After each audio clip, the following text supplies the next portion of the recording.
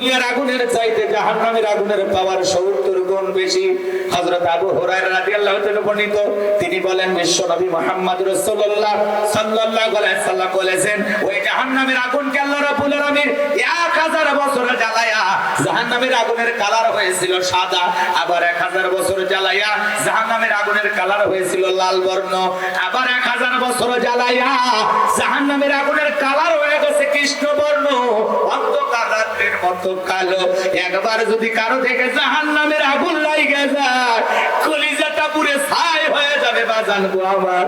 ওই জাহান্নামের আগুনে জ্বলতে পুড়তে পুড়তে জ্বলতে জ্বলতে আল্লাহর বান্দারা যখন ক্ষুধার্ত হয়ে যাবে, আমার আল্লাহ তখন ফেরেশতাদেরকে অর্ডার দেবে, আমার এই জাহান্নামী বান্দাদের হাতে হাতে খাদ্য পরিবেশন করো।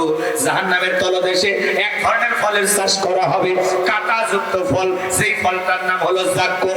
ওই কাঁটাযুক্ত ফলটা যখন জাহান্নামীদের খাদ্য হিসেবে পরিবেশন করা হবে, হাতে পাওয়া মাত্র জাহান্নামীরা ফলটা গলার ভিতরে দেবে।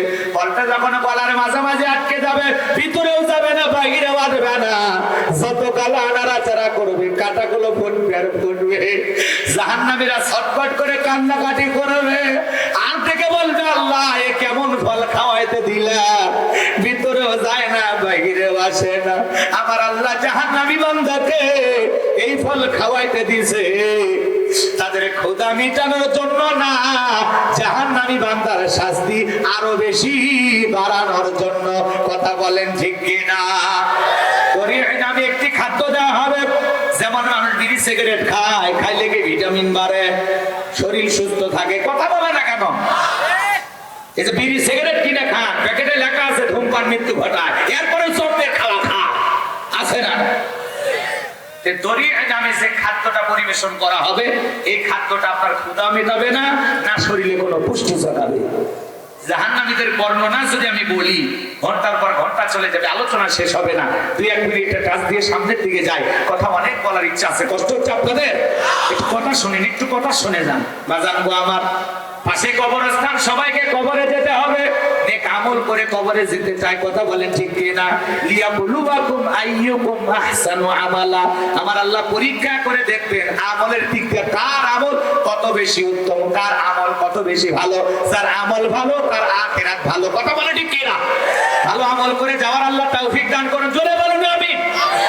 বাজান গো আমার, জাহান্নামী বান্দারা যখন ওই ফলটা গলার মাঝামাঝি আটকে যাবে, চিৎকার মেরে ডেকে বলবে আল্লাহ পানি দাও, পানি দাও, পানি দাও। ওই জাহান্নামীদের চিৎকার শোনার পর আমার আল্লাহ ডেকে বলবে দাও দাও, আমার জাহান্নামী বান্দাদেরকে পানি পান করাইতে দাও।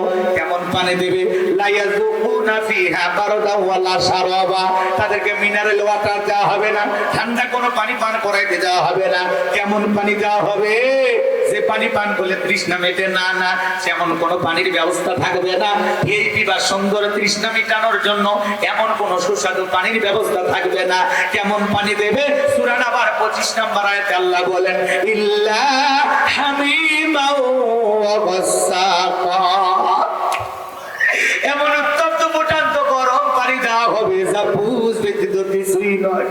এ বাজান আমার, আপনার আমার দেহের ভিতরে বড় বড় ফোড়া হয়, ফাটায় দিলে ভিতর থেকে কি বের হয়? টমেটোর রস না পুষ? কথা বলে না কেন? হাসপাতাল থেকে 1 গ্লাস এনে দেবো, খাবেন নাকি কেউ? 50,000 টাকা দেবো, 1 লাখ টাকা দিলেও খাবেন না, পিটাইলেও খাবেন না। শুনে ঘৃণা লাগতেছে, সি সি হুজুর এটা কি খাওয়া যায়? আমার কথা না, কথা হলো মালিকের। তিনি বলতেছেন ইল্লা হামিমা ওয়া গাসসাকা। এমন উত্তপ্ত ফুটান্ত গরম পানি জাহান্নামীদেরকে পরিবেশন করা হবে, যেই পানিটা পুষ ব্যতীত কিছুই নয়। ওই পুষওয়ালা দুর্গন্ধওয়ালা ফুটান্ত গরম পানি যখন জাহান্নামীরা পান করবে, বাজার লাড়ি বুড়ি গুলো গলে গলে পড়ে যাবে। জোরে কন্যা নাউজুবিল্লাহ। জিহারা সামনে যখন ওই গরম পানি নেবে, বাজার জিহারটা ঝলসে যাবে। ওই উত্তপ্ত ফুটান্ত গরম পানি পান করলে দেহের কষ্ট গুলো খসে খসে পড়বে। ওই জাহান্নামের যন্ত্রণা সহ্য করতে করতে জাহান্নামীরা ডেকে বলবো ও মালিক ফেরেশতা, আর সহ্য করতে পারি না, শাস্তি একটু কমায়া দাও। 1000 বছর ধরে চিৎকার মারবে। 1000 বছর পরে জাহান্নামী দারোগা জাহান্নামী ওসি মালিক ফেরেশতা ডেকে বলবে, চুপচাপ আযাব সহ্য করো, কোনো কথা হবে না। 1000 বছর পরে কি বলবে? চুপচাপ আযাব সহ্য করো। এরপরে ওরা বলবে না, ফেরেশতাকে ডেকে লাভ হবে না, আমরা আল্লাহকে ডাক দেব। ওই জাহান্নামীরা আল্লাহকে ডাক দেবে। 1000 বছর কেটে যাওয়ার পর আমার আল্লাহ জবাব দিয়ে বলবে, বান্দারে কোনো কথা হবে না, দুনিয়াতে যাওয়ার পর আমার কথা মানো না, আমার বিধান মানো নাই, কোনো কথা হবে না, কোন চুপচাপ আযাব সহ্য করো, আমি তোমাদের কোনো কথা শুনবো না, কোনো কথা হবে না, চুপচাপ আযাব সহ্য করো, একদম চুপ।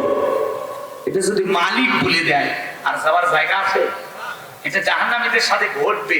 কেন বলতেছি আগে, কেন কোরআন হাদিস আগে বলা হয়েছে? যাতে আমরা সতর্ক হতে পারি, সাবধান হতে পারি, ওই দুর্দিন আমাদের ভাগ্যে যেন না আসে। এই জন্য আমলের মাধ্যমে এখনো সুযোগ আছে, নিজেকে জাহান্নাম থেকে বাঁচাইতে হবে। খালি ওয়াজ শুনলে হবে না, পরিবর্তন হতে হবে। এখন থেকে সিজদায় লুটিয়ে পড়েন, কান্না করেন। আচ্ছা, আপনার আমার জীবনে এমন কোন 2 রাকাত নামাজ পাওয়া যাবে যে 2 রাকাত নামাজে 2 ঘন্টা নিজের গুনাহ আর জাহান্নাম থেকে বাঁচার জন্য কেঁদে দিলেন? পাওয়া যাবে? কথা কয় না ভাই, ঘুমাইছেন? 2 রাকাত নামাজ এমন পাওয়া যাবে যে 2 ঘন্টা ধরে আল্লাহর কাছে খালি কেঁদেছেন, আল্লাহ আমার গুনাহগুলো মাফ করে দাও আর জাহান্নামের আগুন থেকে আমারে বাঁচাও। বলেছিলেন? কখনো বলেছিলেন? তাহলে কি নিয়ে রওনা দিছেন? কি নিয়ে যাইতেছেন কবরে? একটু শোনেন, ডাক কইরেন না বাজান গো আমার। এই কথাগুলো সবার কাছে ভালো লাগবে না। অনেকে টিকটকে 1-2 মিনিট ভিডিও দেখে মনে করে গোলাম রব্বানী হুজুর এই করে, ওই ভক্ত হইলে হবে না। একটু আসেন, 2-1 ঘন্টা আসছি, কি বলি একটু শুনে যান। কষ্ট হচ্ছে আপনাদের? অনেকে মঞ্চে ডাইরেক্ট বলে হুজুর তো সেই বক্তা, গান গায়, কি করে, সে করে, কমেডি করে। কিন্তু আমার তো 2-2.5 ঘন্টা আলোচনা, ওগুলো তো ছাড়ে না।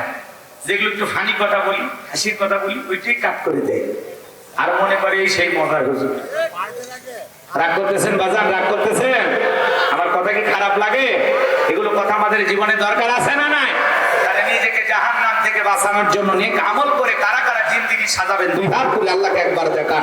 আল্লাহ কবুল করুন, জোরে বলুন আমিন। নামান বাজান গো আমার, সাহাবায়ে কেরাম কিভাবে সালাত আদায় করতেন মনোযোগ দিয়ে শুনেন। বিশ্ব নবীর সাহাবীরা যখন সালাতে দাঁড়িয়ে যেতেন মরুভূমিতে, সাহাবায়ে কেরামদের কাঁধের উপরে, মাথার উপরে পাখি এসে পড়ে থাকতো। বিশ্ব নবীর সাহাবীরা সালাতে এত মনোযোগ, কাঁধে পাখি পড়ে থাকে, তারপরেও টের পাইতো না। চিৎকারে মেরে বলুন আল্লাহু আকবার। আর আপনি আমি নামাজে দাঁড়ালে একটা মশা যদি পড়ে এই হাতে, এই জায়গায় আগে মশা মারে, তারপরে নামাজ ধরে। পায়ে যদি মশা পড়ে, এক ঠ্যাঙের উপর তুলে দেয়, খাবু খা। আছে না নাই? আছে না নাই? বাজান গভীর মনোযোগ দিয়ে শুনবেন, এইভাবে নামাজ পড়লে হবে না। গভীর মনোযোগ দিয়ে শুনেন বিশ্ব নবীর সাহাবীরা কিভাবে সালাত আদায় করতেন। হযরত তালহা রাদিয়াল্লাহু তাআলা আনহু সালাতে দাঁড়িয়ে গেছেন, কলিজার টুকরা ছেলে খেলা করতেছিলেন। জঙ্গল থেকে সাপ এসে সন্তানটাকে পেঁচিয়ে ধরেছেন। স্ত্রী মানুষজন ডাকলেন, ছেলেটাকে বিপদ মুক্ত করলেন। হযরত তালহা রাদিয়াল্লাহু তাআলা আনহু নামাজ শেষে জিজ্ঞাসা করে, বিবি রে, বাড়িতে এত মানুষজন, ব্যাপারটা কি বুঝতে পারলাম না। দেখে বলে, স্বামী গো, আপনি যখন নামাজের মধ্যে দাঁড়িয়ে গেছেন, আপনার কলিজার টুকরা সন্তানকে সাপ পেঁচিয়ে ধরেছিল, আমি মানুষজনকে ডাকলাম, ছেলেটাকে বিপদ মুক্ত করলাম। এত ঘটনা আপনার চোখের সামনে ঘটে গেল, আপনি কি একটু টের পান নাই? হযরত তালহা দেখে বলেন, বিবি রে, নামাজের মধ্যে মন যদি এদিক সেদিক চলে যায়, তাহলে নামাজ তো আর নামাজ থাকে না। আল্লাহু আকবার। সাহাবায়ে কেরামদের সালাতে কত গভীর মনোযোগ জানেন? জিহাদের ময়দানে বিশ্ব নবী 2 জন সাহাবীকে পাহারাদার নিযুক্ত করে সবাই তাঁবুর ভিতরে ঘুমের মধ্যে চলে গেলেন। 2 সাহাবী জাগিয়ে পাহারা দিতেছেন।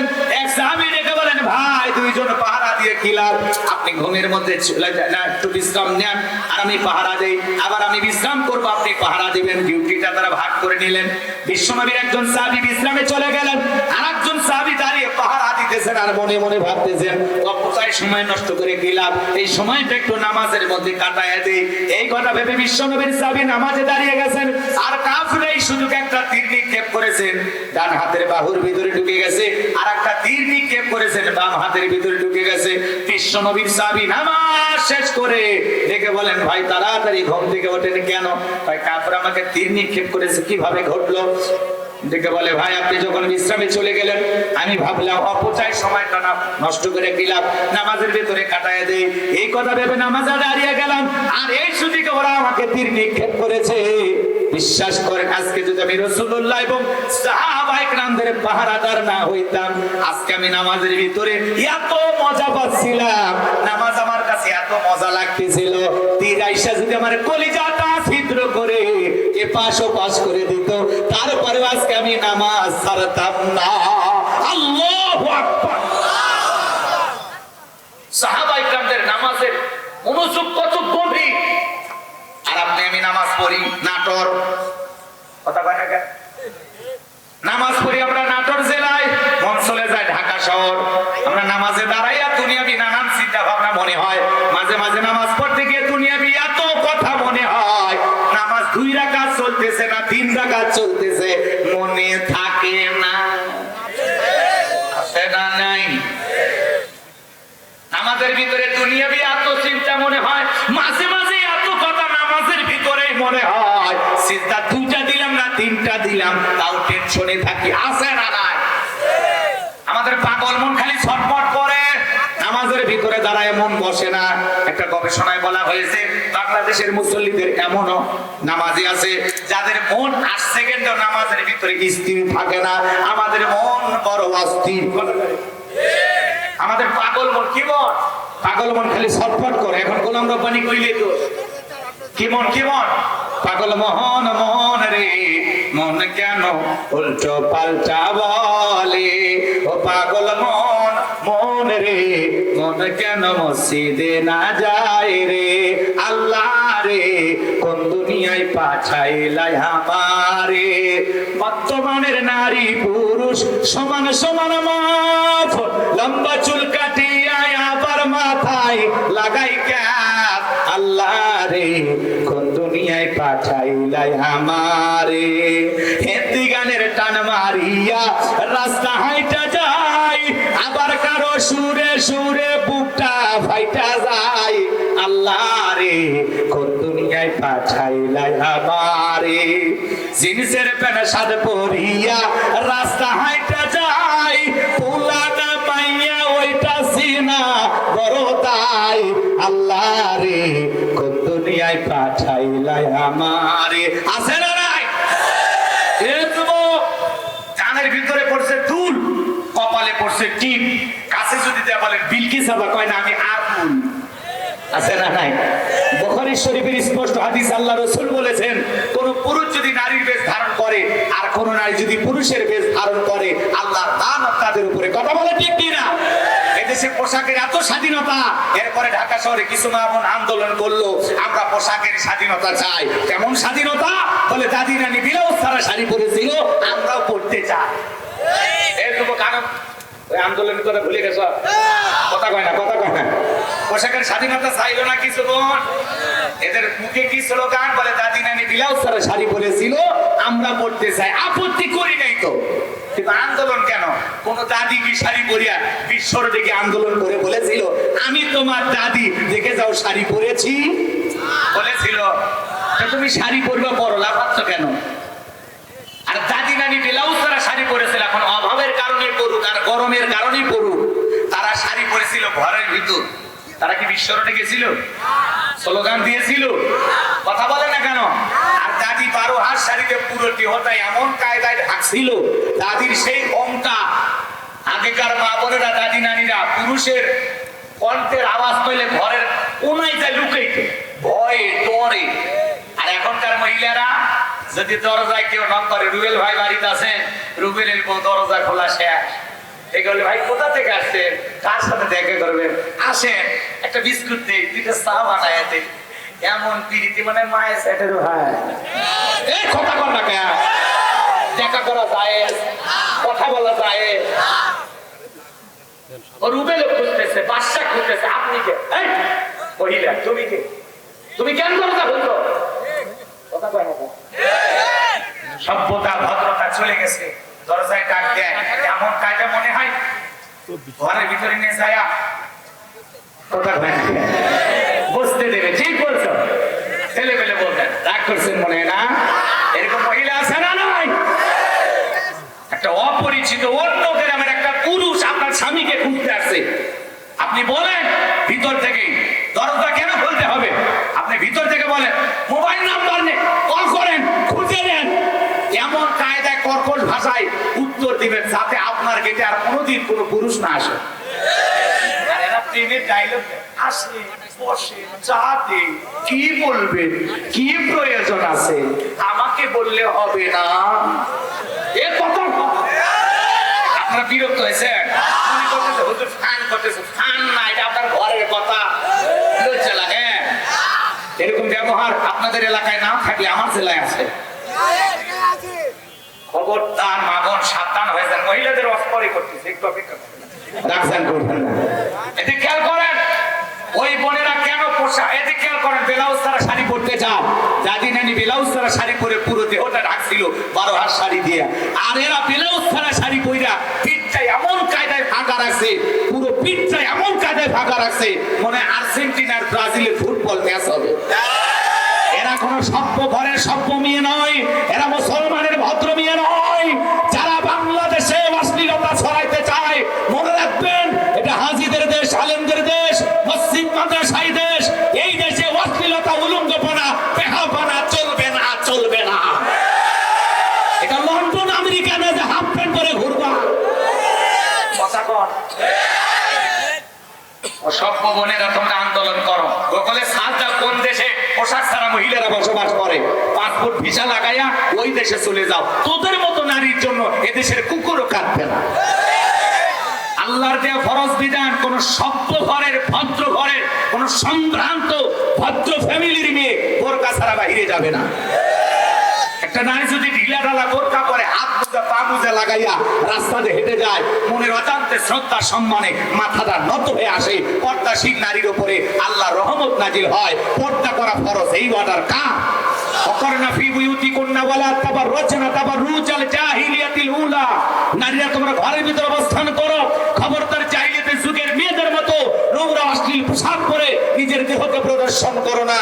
নারীরা পর্দায় থাকলে নিরাপদে থাকবে, পর্দা নারী সিকিউরিটি দেবে, পর্দা নারীর সম্মান মর্যাদা বৃদ্ধি করবে। কথা বলে ঠিক কি না? যে নারী নামাজ পড়ে, কোরআন পড়ে, বোরকা পড়ে, পর্দা করে, আল্লাহর হুকুম মেনে চলে, ওই নেককার পর্দাশীল কোরআন পড়লেও না নারী পেট থেকে নামাজি সন্তান জন্ম নেয়।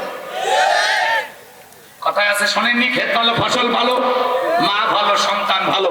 আমাকে একটা শিক্ষিত মা দাও, আমি একটা শিক্ষিত জাতি উপহার দেবো। কথা বলে ঠিক কিনা?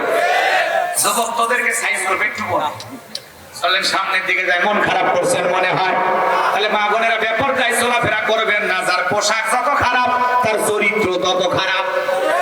কিছু কিছু মহিলা দেখেন না এমন কায়দা পোশাক পরছে, শরীরে আপত্তিকর জায়গাগুলো ফুটে উঠেছে, এমন বেহায়া মহিলা আছে না নাই? আল্লাহ নারীদেরকে হেদায়েত দান করুন, জোরে বলুন আমিন। মা বোনদেরকে পর্দা করা তৌফিক দান করুন। দায়িত্ব আমার না, দায়িত্ব আপনার। আপনার বউ পর্দায় কেন যাবে? আপনি মুসলমান, বউকে বাড়াতেন শেফালি বোরকা পর, কথা কর।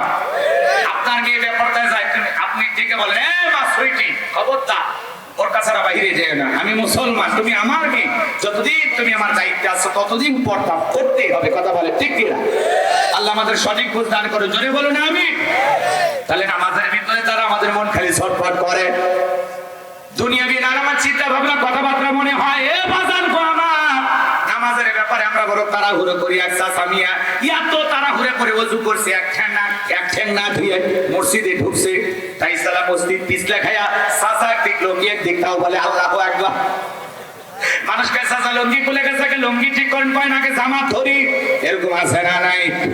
তাই জানবো এত নামাজে তাড়াহুড়ো করে, 2 রাকাত নামাজ 2 মিনিটে শেষ। নামাজ পড়ে না তামাশা করে, আল্লাহ ভালো জানে। জোহরের 4 রাকাত সুন্নত, ইমাম আর মুসল্লি একসাথে নিয়ত বিধেছে, ইমামের 2 রাকাত হওয়ার আগে মুসল্লির 4 রাকাত শেষ। হুজুর বলেছে চাচা মিয়া আমার 2 রাকাত হয় না, আপনার 4 রাকাত। কয় হুজুর আপনাদের চর্চা কম। হুজুরে কি বলি চর্চা কম? এরকম নামাজি আছে না নাই? আর এই যে সামনে রমজান মাস আসতেছে, প্রত্যেকটা মসজিদে মনে হয় নামাজের প্রতিযোগিতা শুরু হয়। কথা কানে আছে না নাই? আছে না নাই? এ ভাই, এমনও মসজিদ আছে 2 মসজিদের মুসল্লি বাজারে এসে গল্প করে, দোস্ত তোমাদের প্রথম তারাবি কয় কয় মিনিট লাগছে, গল্প করে না? এখন একজন বলে দোস্ত আমাদের প্রথম তারাবি মোটামুটি 40 মিনিট লাগছে। হুজুর ভালো, হুজুর খুবই ভালো। তখন বলে 40 মিনিট? আমাদের হুজুর বিদ্যুতের গতি ফেল কেন? 20 মিনিটে সব শেষ। নামাজ পড়ছে না খেলছে? আজানা না, আজানা নাই। আল্লাহ তার গোলামকে মক্কা মদিনায় নিয়েছিল, আমি তারাবি পড়েছি ওখানে। তারাবির নামাজ পড়তে 1 ঘন্টা 45 মিনিট লাগে। কত? 1 ঘন্টা 45 মিনিট। আর আপনি 20 মিনিটে সব শেষ করেন।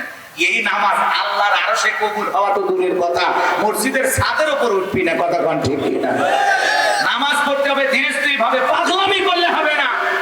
2 রাকাত দরকার 5 মিনিট লাগবে, 6 মিনিট লাগবে, একটু সময় নিয়ে পড়ে। লাফালাফি খালি এরকম নিয়ম পাবে, মানে এমন কায়দায় সিজদা মারে মনে হয় 2 রাকাতের 4 সিজদা একবারে দিলে আরো ভালো হয়। ডিজিটাল মুসল্লি, ডিজিটাল নামাজি আছে না? না, মসজিদে মনে মন বুঝতেই চায় না, খালি ঢোকে আর বার হয়, ঢোকে আর বার। কথা কয় আছে না আপনাদের এলাকায়? নাই ভাই, নামাজ পড়বো কাকে খুশি করার জন্য? রুকু সিজদা সঠিকভাবে হওয়ার দরকার আছে না নাই? তেলাওয়াত সূরা করে যা করতেছেন একটু সঠিকভাবে হওয়ার দরকার আছে না নাই? অটো মেশিন চালু করলে হবে না ভাই। আল্লাহ পাক আমাদের বুঝ দান করেন, জোরে বলুন আমিন। এতে খেয়াল করেন, আপনি আমি যখন সালাতের মধ্যে দাঁড়িয়ে যাব, অন্তরের ভিতরে এমন আল্লাহর ভয় নিয়ে আসবো, আমি সালাত আদায় করতেছি, আমার আল্লাহ আমাকে দেখতেছেন। বলুন আল্লাহু আকবার। আপনি আমি যখন নামাজের মধ্যে দাঁড়িয়ে যাব মসজিদের ভিতরে, মনে মনে এটা খেয়াল করবেন, আমি নামাজ আদায় করতেছি, আমার আল্লাহ আমার সামনে দাঁড়িয়ে আছেন। কথা বলে ঠিক কিনা? এখন ফাঁসির আসামিকে যদি বলা হয় ভাই 2 ঘন্টা পরে তোমার ফাঁসি, এখন রাত 10টা বাজে, 12টায় তোমার ফাঁসি, আল্লাহর এই বান্দা যদি মুসলমান হয় 2 রাকাত যদি নামাজ পড়ে, ওই দিনে রুজু হবে সবচাইতে ভালো, ওই দিনে রুকু সিজদা হবে সবচাইতে ভালো। ফাঁসির আসামি যেমন মৃত্যুর পূর্বে 2 রাকাত নামাজ আল্লাহর ভয়ে যেভাবে আদায় করে, প্রত্যেকটা ওয়াক্তে নামাজ আদায় করবেন। জোহরের নামাজ পড়তেছেন আর মনে মনে ভাববেন এই জোহরের নামাজ আমার জীবনের শেষ নামাজ, আসর পর্যন্ত এই মসজিদে আসার ভাগ্য নাও হতে পারে। কথা বলেন ঠিক কিনা? আবার আসরের নামাজ পড়বেন আর মনে মনে ভেবে নেবেন এই আসরের নামাজ আমার জীবনের শেষ নামাজ, মাগরিব পর্যন্ত মসজিদে আসার নাও ভাগ্য হতে পারে। এটাই মনে হয় হায়াতের জিন্দেগির শেষ সালাত, শেষ সিজদা, শেষ নামাজ। এইটা ভেবে যদি আমরা সালাত আদায় করি, নামাজগুলো সুন্দর হবে কিনা? তাহলে আল্লাহকে রাজি খুশি করার জন্য 5 ওয়াক্ত সালাত মসজিদে গিয়ে কারা কারা আদায় করবেন 2 হাত তুলে আল্লাহকে দেখান। এ ভাই রে, ভেজাল না, এই নিয়মতে ভেজাল হয় না। হাতটা সোজা করে বলেন 5 ওয়াক্ত সালাত আদায় করব তো ইনশাআল্লাহ। আল্লাহকে রাজি খুশি করার জন্য, আল্লাহ রাব্বুল আলামিনকে রাজি খুশি করার জন্য 5 ওয়াক্ত সালাত আজ থেকে আদায় করব ইনশাআল্লাহ। কবুল করুন, জোরে বলুন আমিন। এইবার চলেন মুমিন বান্দার 2 নাম্বার গুণাবলী। খালি মসজিদ সুন্দর বানাইলে হবে না, যারা মসজিদে সালাত আদায় করবে তাদের ঈমানটাও সুন্দর হওয়া লাগবে। কথা বলেন ঠিক কিনা? মসজিদে নামাজ তাকওয়া, শুধু মসজিদের গেটে তাকওয়া থাকলে হবে না, ওই মসজিদে যারা প্রবেশ করে সালাত আদায় করবে তাদের অন্তরে তাকওয়ার আয়না বসানো দরকার আছে না নাই? জোরে বলেন দরকার আছে না নাই?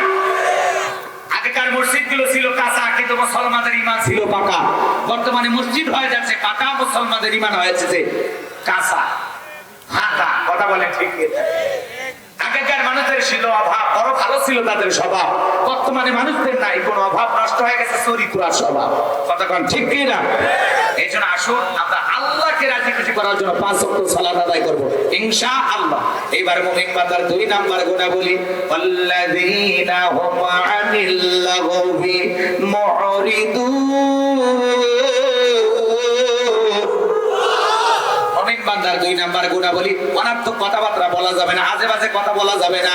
এক জায়গায় বসে 2-3 ঘন্টা গল্প করে, অমুক তমুক খারাপ, এ ভালো না, সে ভালো না, মনে হয় বিপদ কমিটির সভাপতি সেক্রেটারি বসে গেছে, এলাকার সব তথ্য ওনার কাছে আছে না নাই? স্টলে ঝড় করে আছে না নাই? এত কথা কেন বলেন? আপনি কি ভুলে গেছেন আপনার জবানের প্রত্যেকটা কথার জবাব একদিন আল্লাহর কাছে দিতে হবে। এজন্য এত ফটর ফটর করলে হবে না, চুপ থাকেন। কথা কয় না কেন?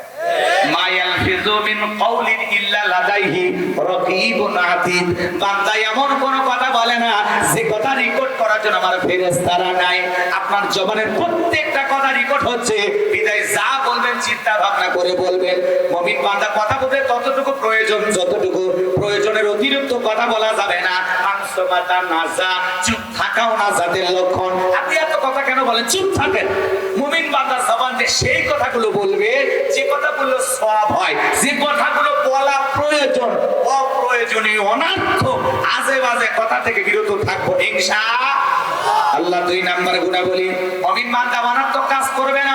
মুমিনের টাকা হলে মুমিন সিনেমা হল বানাবে না, যাত্রা গানের আয়োজন করবে না, গানের কনসার্ট দেবে না, মদের বার দেবে না, 7 স্টার 5 স্টার হোটেল খুলবে না।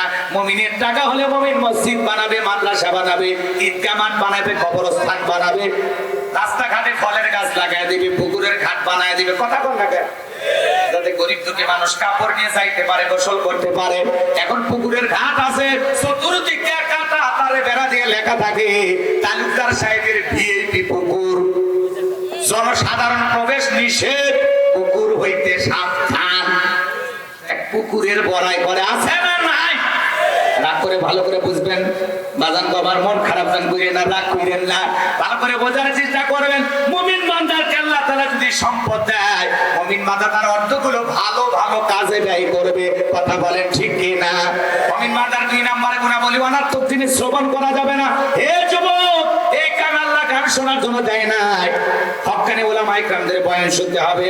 যুবক কানের ভিতর ইয়ারফোন লাগায় গান শুনে, রূপবানে নাচে কমর দোলাইয়া, আল্লাহর ফেরেশতারা কবরে নিয়ে পিটাবে ঝুলাইয়া ঝুলাইয়া। কথা বলে ঠিক কি না? এই কান আল্লাহ গান শোনার জন্য দেয় না। সিরাজগঞ্জের এক যুবক কানের ভিতর ইয়ারফোন লাগাইয়া রেল লাইন পার হয়ে যাচ্ছে, ট্রেন এসে ধাক্কা মারিয়া 3 টুকরা করে ছুঁয়ে গেছে। মরার পরেও কানের ভিতর ইয়ারফোন লাগানো ছিল। এখন কবরে যা, ফেরেশতারা তোর জায়গা মতো বাদ্যযন্ত্র বাজায় দেবে। কথা বলে ঠিক কি না? আজকের যুবকেরা বখাটে হয়ে গেছে। এই যে গতকালকের নিউজ দেখলাম, বাজান একজন যুবক 5 লক্ষ টাকার মোটরসাইকেলে আগুন লাগায় ভিডিও করেছে ভাইরাল হওয়ার জন্য। ভাইরাল হওয়া ধান্দায় 5 লক্ষ টাকার মোটরসাইকেল পুরায়া বলতেছে ট্রাফিকের মামলা, এগুলো ভালো লাগে না, ঝামেলা। এখন এই যুবকের নাম রাসেল জেটিসি, নামের স্টাইল কথা কয় লাগে। একরকম বখাটা যুবক, চুল টুল সেই রকম স্টাইল, বাইক নিয়ে ঘুরতেছে, এটা আবার ভিডিও করছে। এখন বলতেছে দোস্তরা দেখেন, এই যে মামলা, এই যে পুলিশের হয়রানি, ট্রাফিকের জ্বালার ভাল লাগে না, এজন্য আপনার সাক্ষী থাকেন, আপনাদের সামনে মোটরসাইকেলে পুড়িয়ে দিচ্ছি। এই কথা বলতেছে, লাইভ করতেছে আর ভিডিও করতেছে। আর এই সময় একটা আগুন দিয়া বাজান আমার ম্যাচের ভিতরে ঠাস করে আগুন দিয়েছে মোটরসাইকেলে, পুরোটা মোটরসাইকেলে পুড়ে গেছে। এমন দৃশ্য আপনারা দেখেছেন? তাহলে যুবকরা কোন রকম আক্রান্ত, ভাইরাল হওয়ার জন্য নিজের 5 লাখ টাকার মোটরসাইকেল বাইক পুড়ায় দেয়। এরকম মাথা নষ্ট যুবকও সমাজে আছে না? না। এখন প্রশাসনের লোকেরা যখন ধরেছে, তুমি এই ঘটনা কেন করেছো, 1 লক্ষ টাকার মোটরসাইকেলে কেন আগুন দিয়েছো, ওই ছেলেটা বলতেছে আমি ভাইরাল হওয়ার জন্য, আমার ইউটিউবে সাবস্ক্রাইবার যেন বাড়ে, ভিউ যেন বেশি হয়, এই জন্য আমি নাটকটা সাজাইছিলাম। আসল দোষ ট্রাফিক বা প্রশাসনের নয়, পুরো ঘটনাটা আমি ঘটিয়েছি। আমার 5 লক্ষ টাকার মোটরসাইকেলটা পুড়িয়ে আমি ভাইরাল হতে চাই। ভাইরাল হওয়ার নেশায় যে যুবক মোটরসাইকেল আগুন দিতে পারে, কয়েকদিন পরে বলা যায় না বইয়ের শাড়িতে ভাইরাল হতে পারে। পাগল কত প্রকারের হয়, কথা আপনারা এরকম কাজ করবেন? তাহলে ভাইরাল হওয়ার নেশা যুবকদের নিয়ে গেছে কোন জায়গায়? আল্লাহ যুবকদের হেদায়েত দান করে। জোরে বলুন আমিন। এ যুবক, তোমাদের পরিবর্তন হতে হবে। মোটরসাইকেল পুরায় তুমি ভাইরাল হতে চাও, গান শুনে ভাইরাল হইতে চাও, নাচানাচি নাফারাফি করে ভাইরাল হতে চাও, আল্লাহ যুবকদের হেদায়েত দান করুন। জোরে বলুন আমিন। যুবক, তোমাদের পরিবর্তন হওয়া দরকার আছে না নাই? আল্লাহ যুবকদেরকে ইসলামের জন্য কবুল করুন। জোরে বলুন আমিন। তাহলে এই গান দিয়া গান শোনা যাবে না। হকানে উলামা ইকরামদের বয়ান শুনতে হবে, ইসলামী সঙ্গীত শুনতে হবে, কোরআন তেলাওয়াত শ্রবণ করতে হবে। তাহলে মুমিন বান্দার 2 নাম্বার গুণাবলী, মুমিন বান্দা জবান দিয়ে সেই কথা বলবে যে কথা বললে সওয়াব হয়। মুমিন বান্দা সেই কাজ চালু করবে যে কাজ চালু করলে সওয়াব হয়। মুমিন বান্দা সেইটা শ্রবণ করবে যেটা শুনলে সওয়াব হয়। এক কথায় সওয়াব আছে যেখানে, জোরে বলেন, সওয়াব আছে যেখানে আর গুনাহ আছে যেখানে। তাহলে সকল গুনাহ থেকে আল্লাহ আমাদের বেঁচে থাকার তৌফিক দান করুন। জোরে বলুন আমিন। ওয়াল্লাযীনা হুম আনিল লাগবি মুরিদুন। মুমিন বান্দার 2 নাম্বার গুণাবলী, মারাত্মক কথাবার্তা বলা যাবে না, মারাত্মক কাজ করা যাবে না, মারাত্মক জিনিস শ্রবণ করা যাবে না। মুমিন সেইটা বলবে যেটা বললে সওয়াব হয়। মুমিন সেই কাজ চালু করবে যে কাজ চালু করলে সওয়াব হয়। মুমিন সেইটা শ্রবণ করবে যেটা শুনলে সওয়াব হয়। এক কথায় সওয়াব আছে যেখানে, আমরা আছি সেখানে। আল্লাহ কবুল করুন। জোরে বলুন আমিন। এইবার মুমিন বান্দার 3 নাম্বার গুণাবলী, এই যুবক, এটা 4 নাম্বার এসে গেছে। 3, এইবার 3 আল্লাহ দেখে বলেন ওয়াল্লাযীনা হুম লিয-যাকাতি ফাইলুন।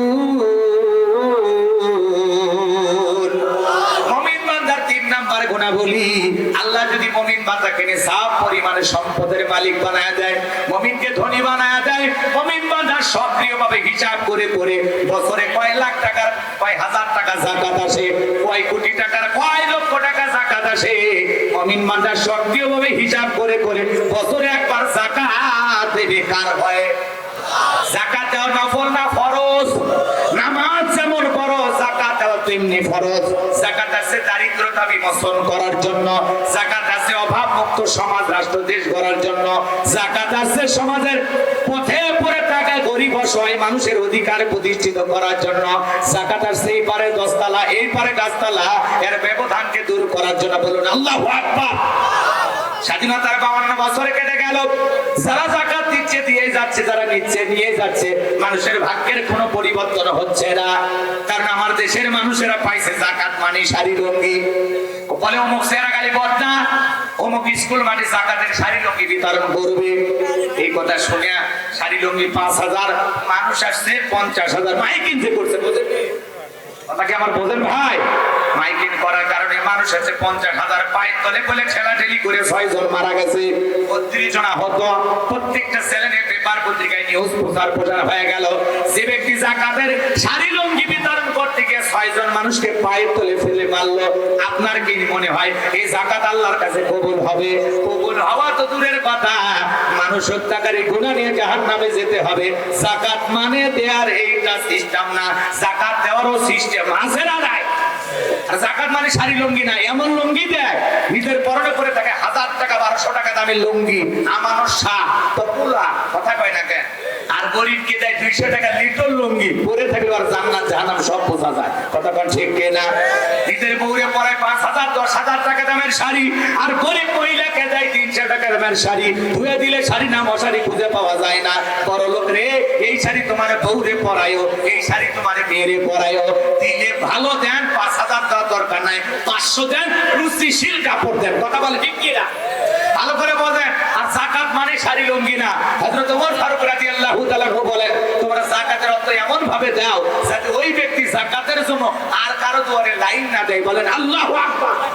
এই ছেলেটা বেকার বসে আছে, আরে 1.5 লাখ টাকা দিয়ে একটা অটো ভ্যান কিনে দেন, রিকশা কিনে দেন, ওটা চালায়া ভাগ্যকে পরিবর্তন করে একটা কর্মস্থানের ব্যবস্থা হবে।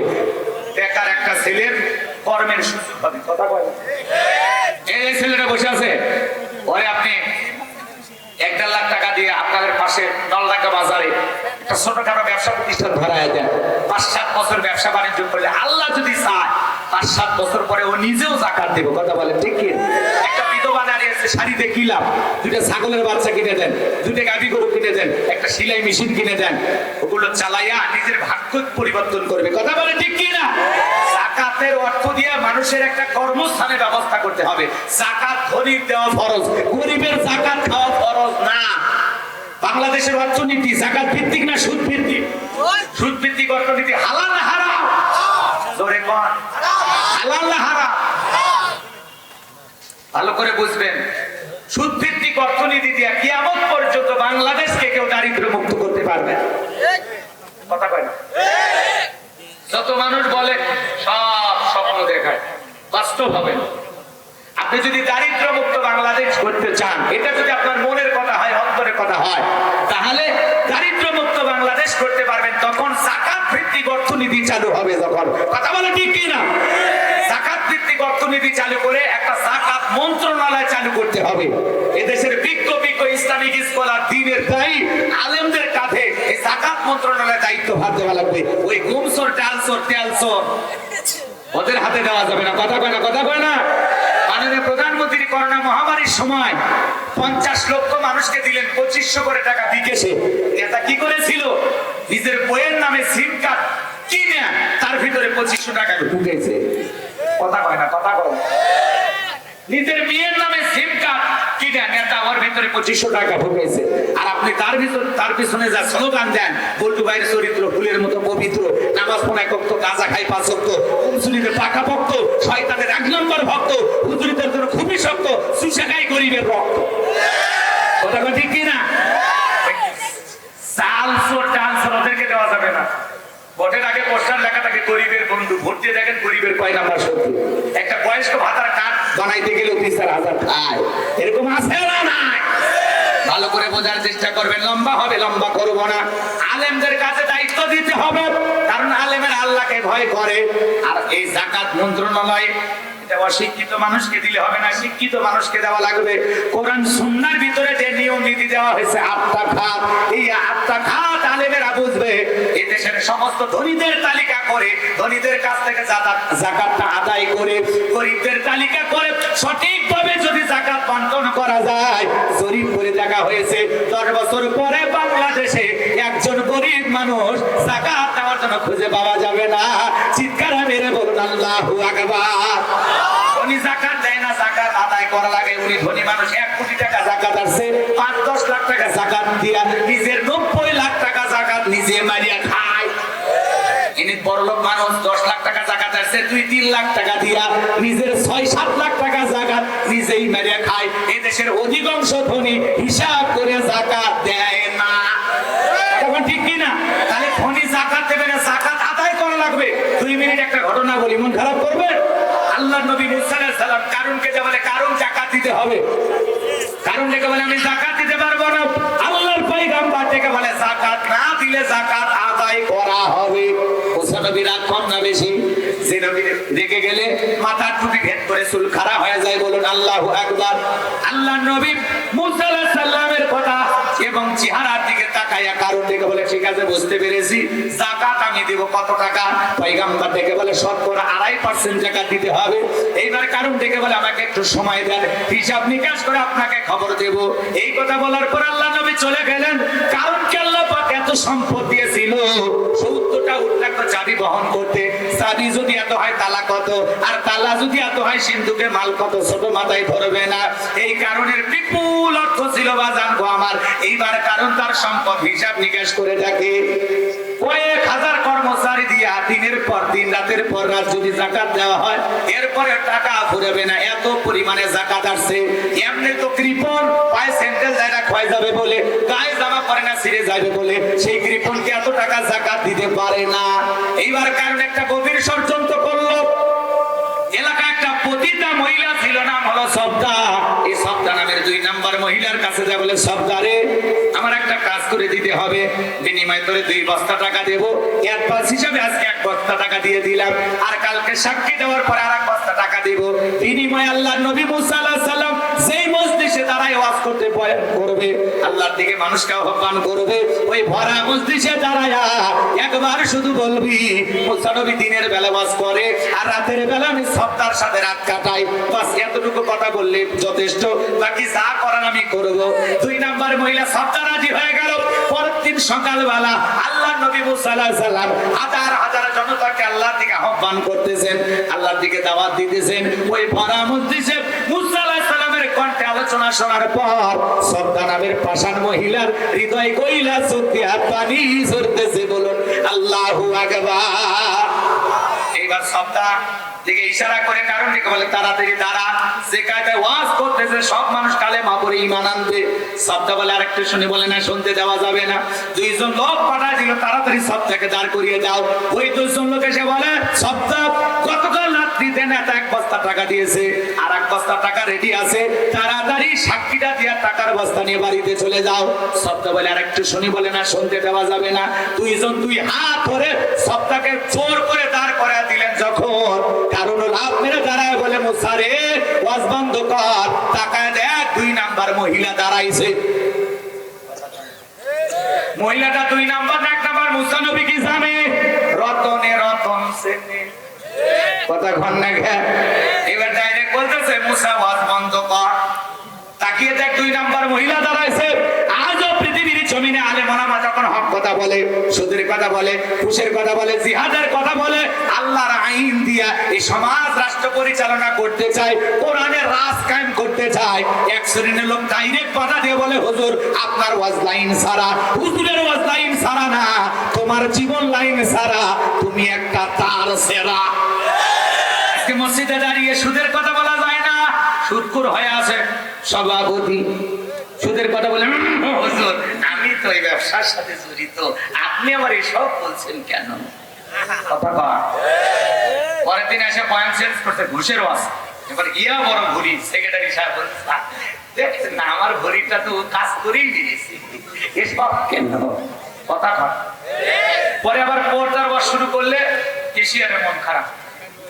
তাই একদিন এরা হুজুরের বাড়িতে নিয়ে গেছিলাম দাওয়াত খাওয়াইতে। আমার মেয়ে ইন্টারে পড়ে কি এমন বয়স হয়েছে, নাক চিপলে মায়ের দুধ বের হবে, ওর না সারা যেন হুজুরের সামনে এসেছিল। এই কথা মসজিদে এসে সবার সামনে বলতে হবে, হুজুর ওয়াজ করে কোন দিকে আর ওরা বসে। কথা বল আছে না নাই?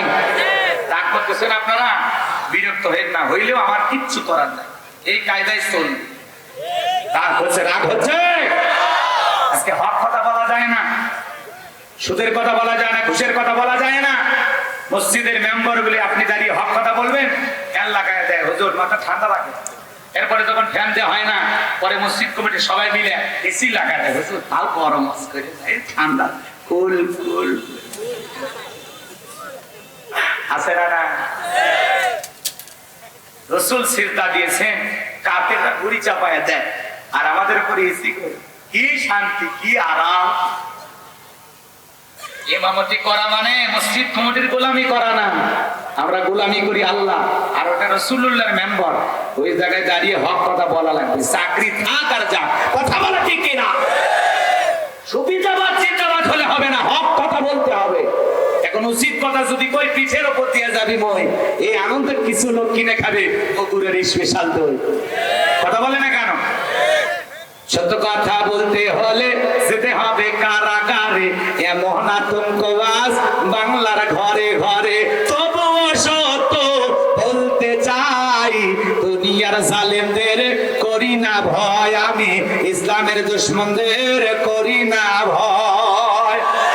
হক কথা বলতে হবে, কোরআনের জন্য, দ্বীনের জন্য।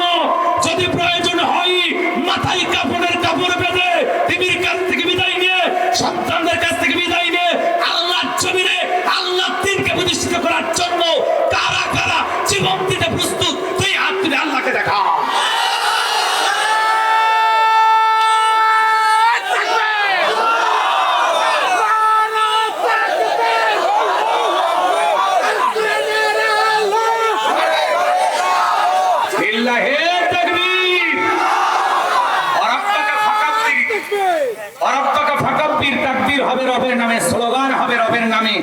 যে জমিনে আল্লাহর শ্রেষ্ঠত্ব বরত্ব ঘোষণা করা হবে, ওই জমিনে শয়তানি শক্তি টিকতে পারবে না। কথা বলে ঠিক কিনা? সবচাইতে বড় প্রয়োজন যুবকদের, যুবকদের রক্তের উপর ইসলাম প্রতিষ্ঠিত হবে। কথা বলে ঠিক কিনা? হ্যাঁ যুবক, তোমাদেরকে পরিবর্তন হওয়া লাগবে, তোমাদের জন্য আসতেছি, একটু পরে আসতেছি। কষ্ট হয়, কষ্ট হয়। দুনিয়ার গাছ বাঁচাইতে গেলে গাছের গোড়ায় যেমন পানি ঢালার প্রয়োজন, ইসলাম নামক গাছটাকে জিন্দা রাখতে হলে শহীদের রক্তের প্রয়োজন। কথা বলেন ঠিক কিনা? দ্বীনের জন্য লড়াই করবো, দ্বীনের জন্য বাঁচবো। কথা বলেন ঠিক কিনা? আল্লাহ যুবকদেরকে ইসলামী আন্দোলনের কর্মী হিসেবে কবুল করুন, জোরে বলেন আমিন। আজকে যুবক মদ, গাঁজা, ইয়াবা, ফেন্সিডিলে আসক্ত। কথা কয় না? তোমার বাজির টাকা না দিতে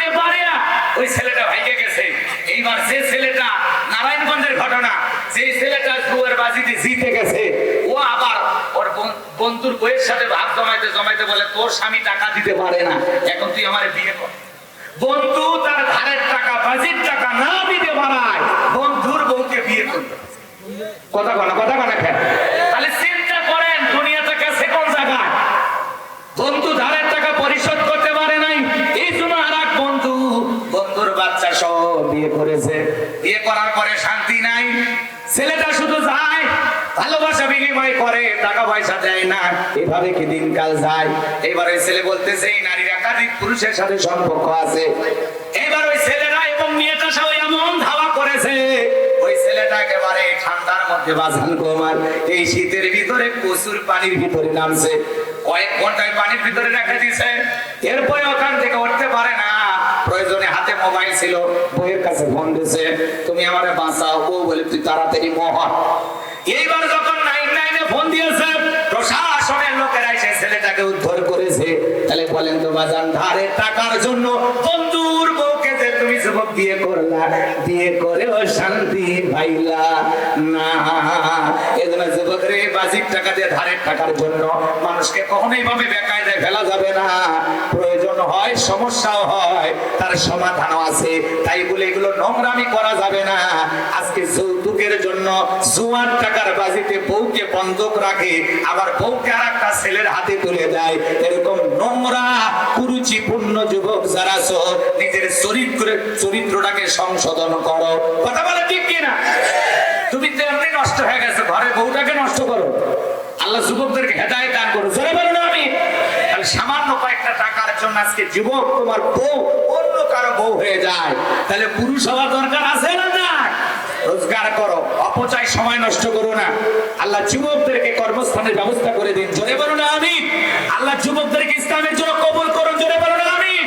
আল্লাহ যুবকদেরকে সঠিক বুঝতে করুন। জোরে বলুন আমিন। আমার ভাইরা যে কথা বলতে চাচ্ছিলাম, ওই জন্য আফসোস করে বলি আজকে হক কথা বলা যায় না। আমাদের দুঃখ লাগে ওই জায়গায় বাংলার জমিনে বাণিজ্য মেলার নামে রাত 12টার পরে নর্তকীর গায়ে যাত্রার প্যান্ডেলে একটা সুতার কাপড় থাকে না, ওখানে 140 করে জারি করা হয় না। বাংলার জমিনে যারা কোরআনের মাহফিলে 144 জারি করে আলেমদের কথা বন্ধ করে দেয়, কোরআনের দায়ীদের কথা বলতে দেয় না, কোরআনের মাহফিল বন্ধ করে দেয়, আমার বিশ্বাস ওরা মুসলমান হতে পারে না। কথা বলে ঠিক কিনা? মুসলমান কোরআনের পক্ষে থাকবে, কোরআনের বিরুদ্ধে গেলে ওটা মুসলমান না, বেঈমান। ওটা ইসলামের বন্ধু না শত্রু? আল্লাহ আমাদের সবাইকে ইসলামের বন্ধু চেনার তৌফিক দান করুন। জোরে বলুন আমিন।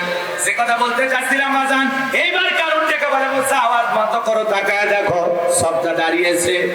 এইবার ডেকে বলে সবদা তোমার যা বলার তুমি বলো, আমি কারণ তোমার সাথে আছি। এইবার সবদা ডেকে বলে কারণ তুমি বসো, আমি যেহেতু দাঁড়িয়েছি বলার জন্য আমি বলতে চাই।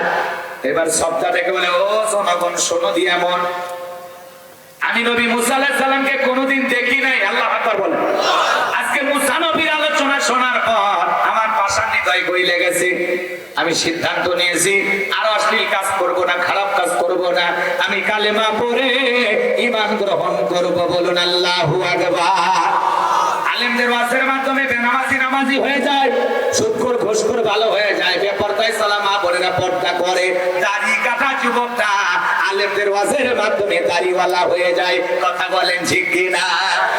কত যুবক আমাদের কাছে যে বলে হুজুর এই যে আমার যে চেহারা দেখতেছেন, মাথায় টুপি মুখে দাড়ি, আপনার ওয়াজ শুনে আল্লাহ পরিবর্তন করে দিয়েছেন। আল্লাহু আকবার বলে। এরকম হাজারো মানুষ নিজেকে পরিবর্তন করেছেন। এ বাজানগো আমার যে কথা বলতে যাচ্ছিলাম, এই মেয়েটা যেটা বলে আমি মুসা নবীর আলোচনা শোনার পর সিদ্ধান্ত নিয়েছি আর খারাপ কাজ করব না, অশ্লীল কাজ করব না, আমি কালেমা পড়ে ঈমান গ্রহণ করব। এইবার দেখে বলে আপনারা সবাই একটু মনোযোগ দিয়ে শোনেন, এই কারণ কেন লাফালাফি করতেছে। এবার গতকাল রাত্রি তথ্য ফাঁস করে দিতেছে, যারে কন্টাক্ট করেছে নবীকে ফাঁসানোর জন্য আল্লাহ তার জবান দিয়ে কি কথা বের করে দেন, বলেন আল্লাহু আকবার। এইবার সবটা থেকে বলতেছে এই কারণ গতকাল রাত্রিতে আমার বাড়িতে গিয়েছিল, আমার 1 বস্তা টাকা দিয়েছে আর 1 বস্তা টাকা দিবে বলে ওয়াদা করেছে। তিনি আমাকে সাক্ষী দিতে হবে। মুসা নবী দিনের বেলা ওয়াজ করে, রাতের বেলা আমি সবটার সাথে রাত কাটাই, কিন্তু আপনাদেরকে সাক্ষী রেখে বলতেছি মুসা নবীর চরিত্র ফুলের চাইতেও পবিত্র। ওই কারণ হলো আমি সবটার নিয়মিত ভক্ত। কথা কয় না? গোপন তত্ত্ব ফাঁস করে দিলেন কে? ওয়া মাকারু ওয়া মাকারাল্লাহ আল্লাহু খায়রুল মাকিরিন। খেলাটা যারা কন্টাক্ট করেছে নবীকে ফাঁসানোর জন্য, আল্লাহ তার জবান দিয়ে কথাকে পরিবর্তন করে নবীর পক্ষে সাক্ষী দেওয়ার ব্যবস্থা করে দিলেন না? বলুন আল্লাহু আকবার। এজন্য যখন আলেমদের বিরুদ্ধে কেউ সাক্ষী দেয় তখন বলে আমি বলছি হুজুর নির্দোষ। কথা হুজুরের জানাজায় যা পর্যন্ত বলে আমার হুজুরকে যে অপরাধ দেওয়া হয়েছে আমার হুজুর নির্দোষ। হুজুর যখন ছিল আমরা মায়ের কোলে শিশুর মতো ঘুমাইছিলাম, কোনো অশান্তি ছিল না। আল্লাহু আকবার বলে। অমুসলিম ছিল আর আমরা মুসলমান হয়ে ছিলাম না। কথা বলে ঠিক কি না? ভালো করে বোঝার চেষ্টা করবেন বাজান গো আমার। যে কথা বলতে চাচ্ছিলাম গভীর মনোযোগ দিয়ে শোনেন। আল্লাহ নবী মুসা আলাইহিস সালাম এইবার এতটা রাগান্বিত হয়ে গেলেন, ভালো করে বোঝার চেষ্টা করবেন। আল্লাহকে ডেকে বলেন আল্লাহ এই কারণকে আর ছাড় দেওয়া যাবে না। চাইতে গেছিলাম যাকাত আর আমার বিরুদ্ধে এত বড় গভীর ষড়যন্ত্র। আল্লাহর পয়গম্বর ডেকে বলে আল্লাহ কারণে সম্পদ সহ যেন জমিন তাকে গ্রাস করে ফেলে। আল্লাহ দোয়া মঞ্জুর করলেন। কারণে ধন সম্পদ সহ জমিনের ভিতরে যখন হাঁটু পর্যন্ত চলে গেছে, কারণ বলে দেখে শক্তি আছে লাফতে উঠতে পারবো, ব্যাপার না। এইবার যখন মাজা পর্যন্ত চলে গেছে বলে ব্যাপার না, লাফতে উঠতে পারবো। এইবার যখন গলা পর্যন্ত জমিনের ভিতরে চলে গেছে, কারণ থেকে বলে ও নবী মুসা আমার ধন সম্পদ যা আছে সব তোমার আর তোমার আল্লাহ, তুমি নিয়ে আমার জাতটা ভিক্ষে দাও। মুসা আলাইহিস সালাম দেখে বলে আল্লাহুস সামাদ, আমার আল্লাহ অমুখাপেক্ষী, আমার আল্লাহ কারো কাছ থেকে কিছু নেয় না, আমার আল্লাহ শুধু দিয়েই যায়। কারণ রে তোর ধন সম্পদের বড় বড়াই হয়েছিল, তোর ধন সম্পদ সহ জমিনের ভিতরে চলে যা আর পৃথিবীর ইতিহাসে সাক্ষী থাক তোর মতো যারা আল্লাহ রাস্তায় সম্পদ না বিলিয়ে জমা রাখবে, কঠিন কিয়ামতের ময়দানে তুই কারণের কাতারে আল্লাহ তাদের বিচার করবে। কথা বলেন ঠিক কি না? এজন্য সূরা তাওবার ভিতরে আল্লাহ বলেছেন যারা স্বর্ণ রূপা টাকা পয়সা জমা করে আল্লাহ রাস্তায় খরচ করে না, আল্লাহ রাস্তায় দান করে না, বিলাইতে চায় না, সঠিকভাবে হিসাব করে যাকাত দিতে চায় না, আমার আল্লাহ বলে তাদেরকে আযাবের সুসংবাদ দাও। আপনারা এই সম্পদ ভালো করে বোঝেন, যে পরিমাণে টাকা যাকাত আছে হিসাব করে প্রত্যেক বছর যাকাত দিবেন। যাকাত আপনার সম্পদকে বৃদ্ধি করবে, যাকাত আপনার সম্পদকে পবিত্র করবে। যাকাত হলো মালের ময়লা। কথা বলেন ঠিক কিনা? যাকাত দিলে ধনীর ধন কমে না, ধনীকে আল্লাহ আরো ধনী বানিয়ে দেয়। বলুন আল্লাহু আকবার। আর যারা এই টাকা পয়সা জমা রাখতেছেন কোটি কোটি টাকা যাকাত দেয় না, আপনার এই সম্পদ জাহান্নামের শাস্তির কারণ হবে। বিষাক্ত সাপ হয়ে আপনাকে সবল মারবে। আপনি তখন বলবেন এত জোরে কামড় মারিস তুই কে? কই চেনো না আমি তোমার দুনিয়ার সম্পদ মাল। কথা বলেন ঠিক কিনা? তাহলে আল্লাহ ডেকে বলেন ওয়াল্লাযীনা হুম লিযাকাতি ফাইলুন। মুমিন বান্দার 3 নাম্বার গুণাবলী, যারা যাদেরকে আল্লাহ সম্পদ দিয়েছেন, ধনী বানাইছেন, নিসাব পরিমাণের সম্পদের মালিক বানিয়েছেন, তারা হিসাব করে করে বছরে একবার যাকাত আল্লাহ রাস্তায় দেওয়া দরকার আছে না নাই? আল্লাহ আমাদের সবাইকে যাকাত দেওয়ার অর্থ দান করুন, জোরে বলুন আমিন। এবার মুমিন বান্দার 4 নাম্বার গুণাবলী ওয়াল্লাযীনা হুম লিফুরুজিহিম হাফিজুন। মুমিন বান্দার 4 নাম্বার গুণাবলী, এ যুবক ভালো করে শোন, আল্লাহ বলেন ওয়াল্লাযীনা হুম লিফুরুজিহিম হাফিজুন। মুমিন বান্দার 4 নাম্বার গুণাবলী নিজের যৌবনটাকে কন্ট্রোল করা, নিজের যৌবনটাকে হেফাজত করা। এ যুবক ভালো করে শোনো, আমরা যৌবনকালে গুনাহ করতে ভালোবাসি আর যৌবনকালের ইবাদত আল্লাহ ভালোবাসেন। এজন্য যৌবনকালে নিজেকে কন্ট্রোল করা দরকার আছে না নাই? কথা কয় না কেন? আমার কথা না আল্লাহর কথা। ওয়াল্লাযীনা হুম লিফুরুজিহিম হাফিজুন। মুমিন বান্দার 4 নাম্বার গুণাবলী নিজের যৌবনটাকে সংযত রাখা, নিজের যৌবনটার হেফাজত করা। তার ভয়ে যৌবনকালে আমরা গুনাহ করতে ভালোবাসি শয়তানের ওয়াসওয়াসায় পড়ে, আর যৌবনকালের ইবাদত আসমানের মালিক আল্লাহ ভালোবাসেন। চিৎকার মেরে বলুন আল্লাহু আকবার। যৌবনকালে লম্বা সময় রুকু করা যায়, লম্বা সময় সিজদা করা যায়। কথা বলেন না কেন? রাত্রি জাগরণ করা যায়, যৌবনকালে ঠান্ডা পানিতে ওযু বানানো যায়। কথা বলে ঠিক কিনা? আপনি যদি 80-90 বছর যে চাচার বয়স হয়ে গেছে, তারা যদি বলেন চাচা মিয়া 2000 টাকা কাজে ভৈরব পুকুরে নেমে এরা 2টার দিকে একটু গোসল করে। চাচা তখন বলবে বাবা 2000 টাকা নেওয়ার জন্য পুকুর থেকে উঠতে পারবো তো? কথা কয় না। আর একটা যুবক কুশলী বলে এই যুবক 1000 টাকা দেবো, ভৈরব টাকা দেন, কাপড় খুলছি। কথা কয় ঠিক কিনা? তার মানে যৌবন বয়সে মানুষের একটা সব দিক দিয়ে আল্লাহ তাআলা শক্তি দেন। কথা বলেন ঠিক কিনা? এই জন্য যৌবন কালের হিসাব নেবেন। কথা কয় না? আল্লাহ শিশুকালের হিসাব নেবেন না, নেবেন কোন কালের? যৌবন কালে। আল্লাহ তাআলা কিয়ামতের ময়দানে মানুষকে 5টা প্রশ্ন করবেন। এই 5টা প্রশ্ন ব্যতীত একজন বনি আদম সামনে পা ফেলাইতে পারবে না। কয়টা? এর মধ্যে 2টাই জীবন ঘনিষ্ঠ, না সবগুলোই জীবন ঘনিষ্ঠ? এর মধ্যে আল্লাহ তাআলা বলবেন তোমার জীবনটা কোন কাজে ব্যয় করছো।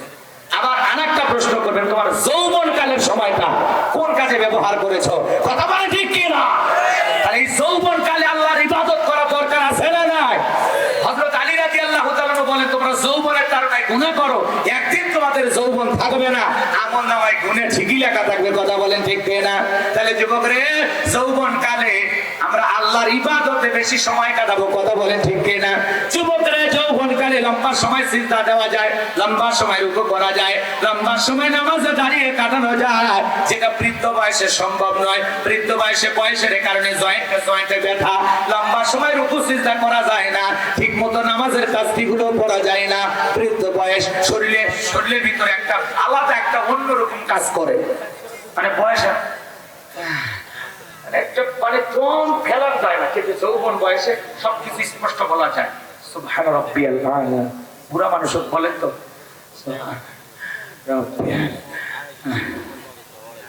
একবার বলতে 3বার দম নেবে, সেটা যুবক বয়স হবে না। এই জন্য যৌবন বয়সের ইবাদতটা আল্লাহ ভালোবাসে। যুবক এই কাসাদের একদিন সাদা হয়ে যাবে, এই রঙের যৌবন একদিন জং ধরে শেষ হয়ে যাবে। কথা বলে ঠিক কিনা?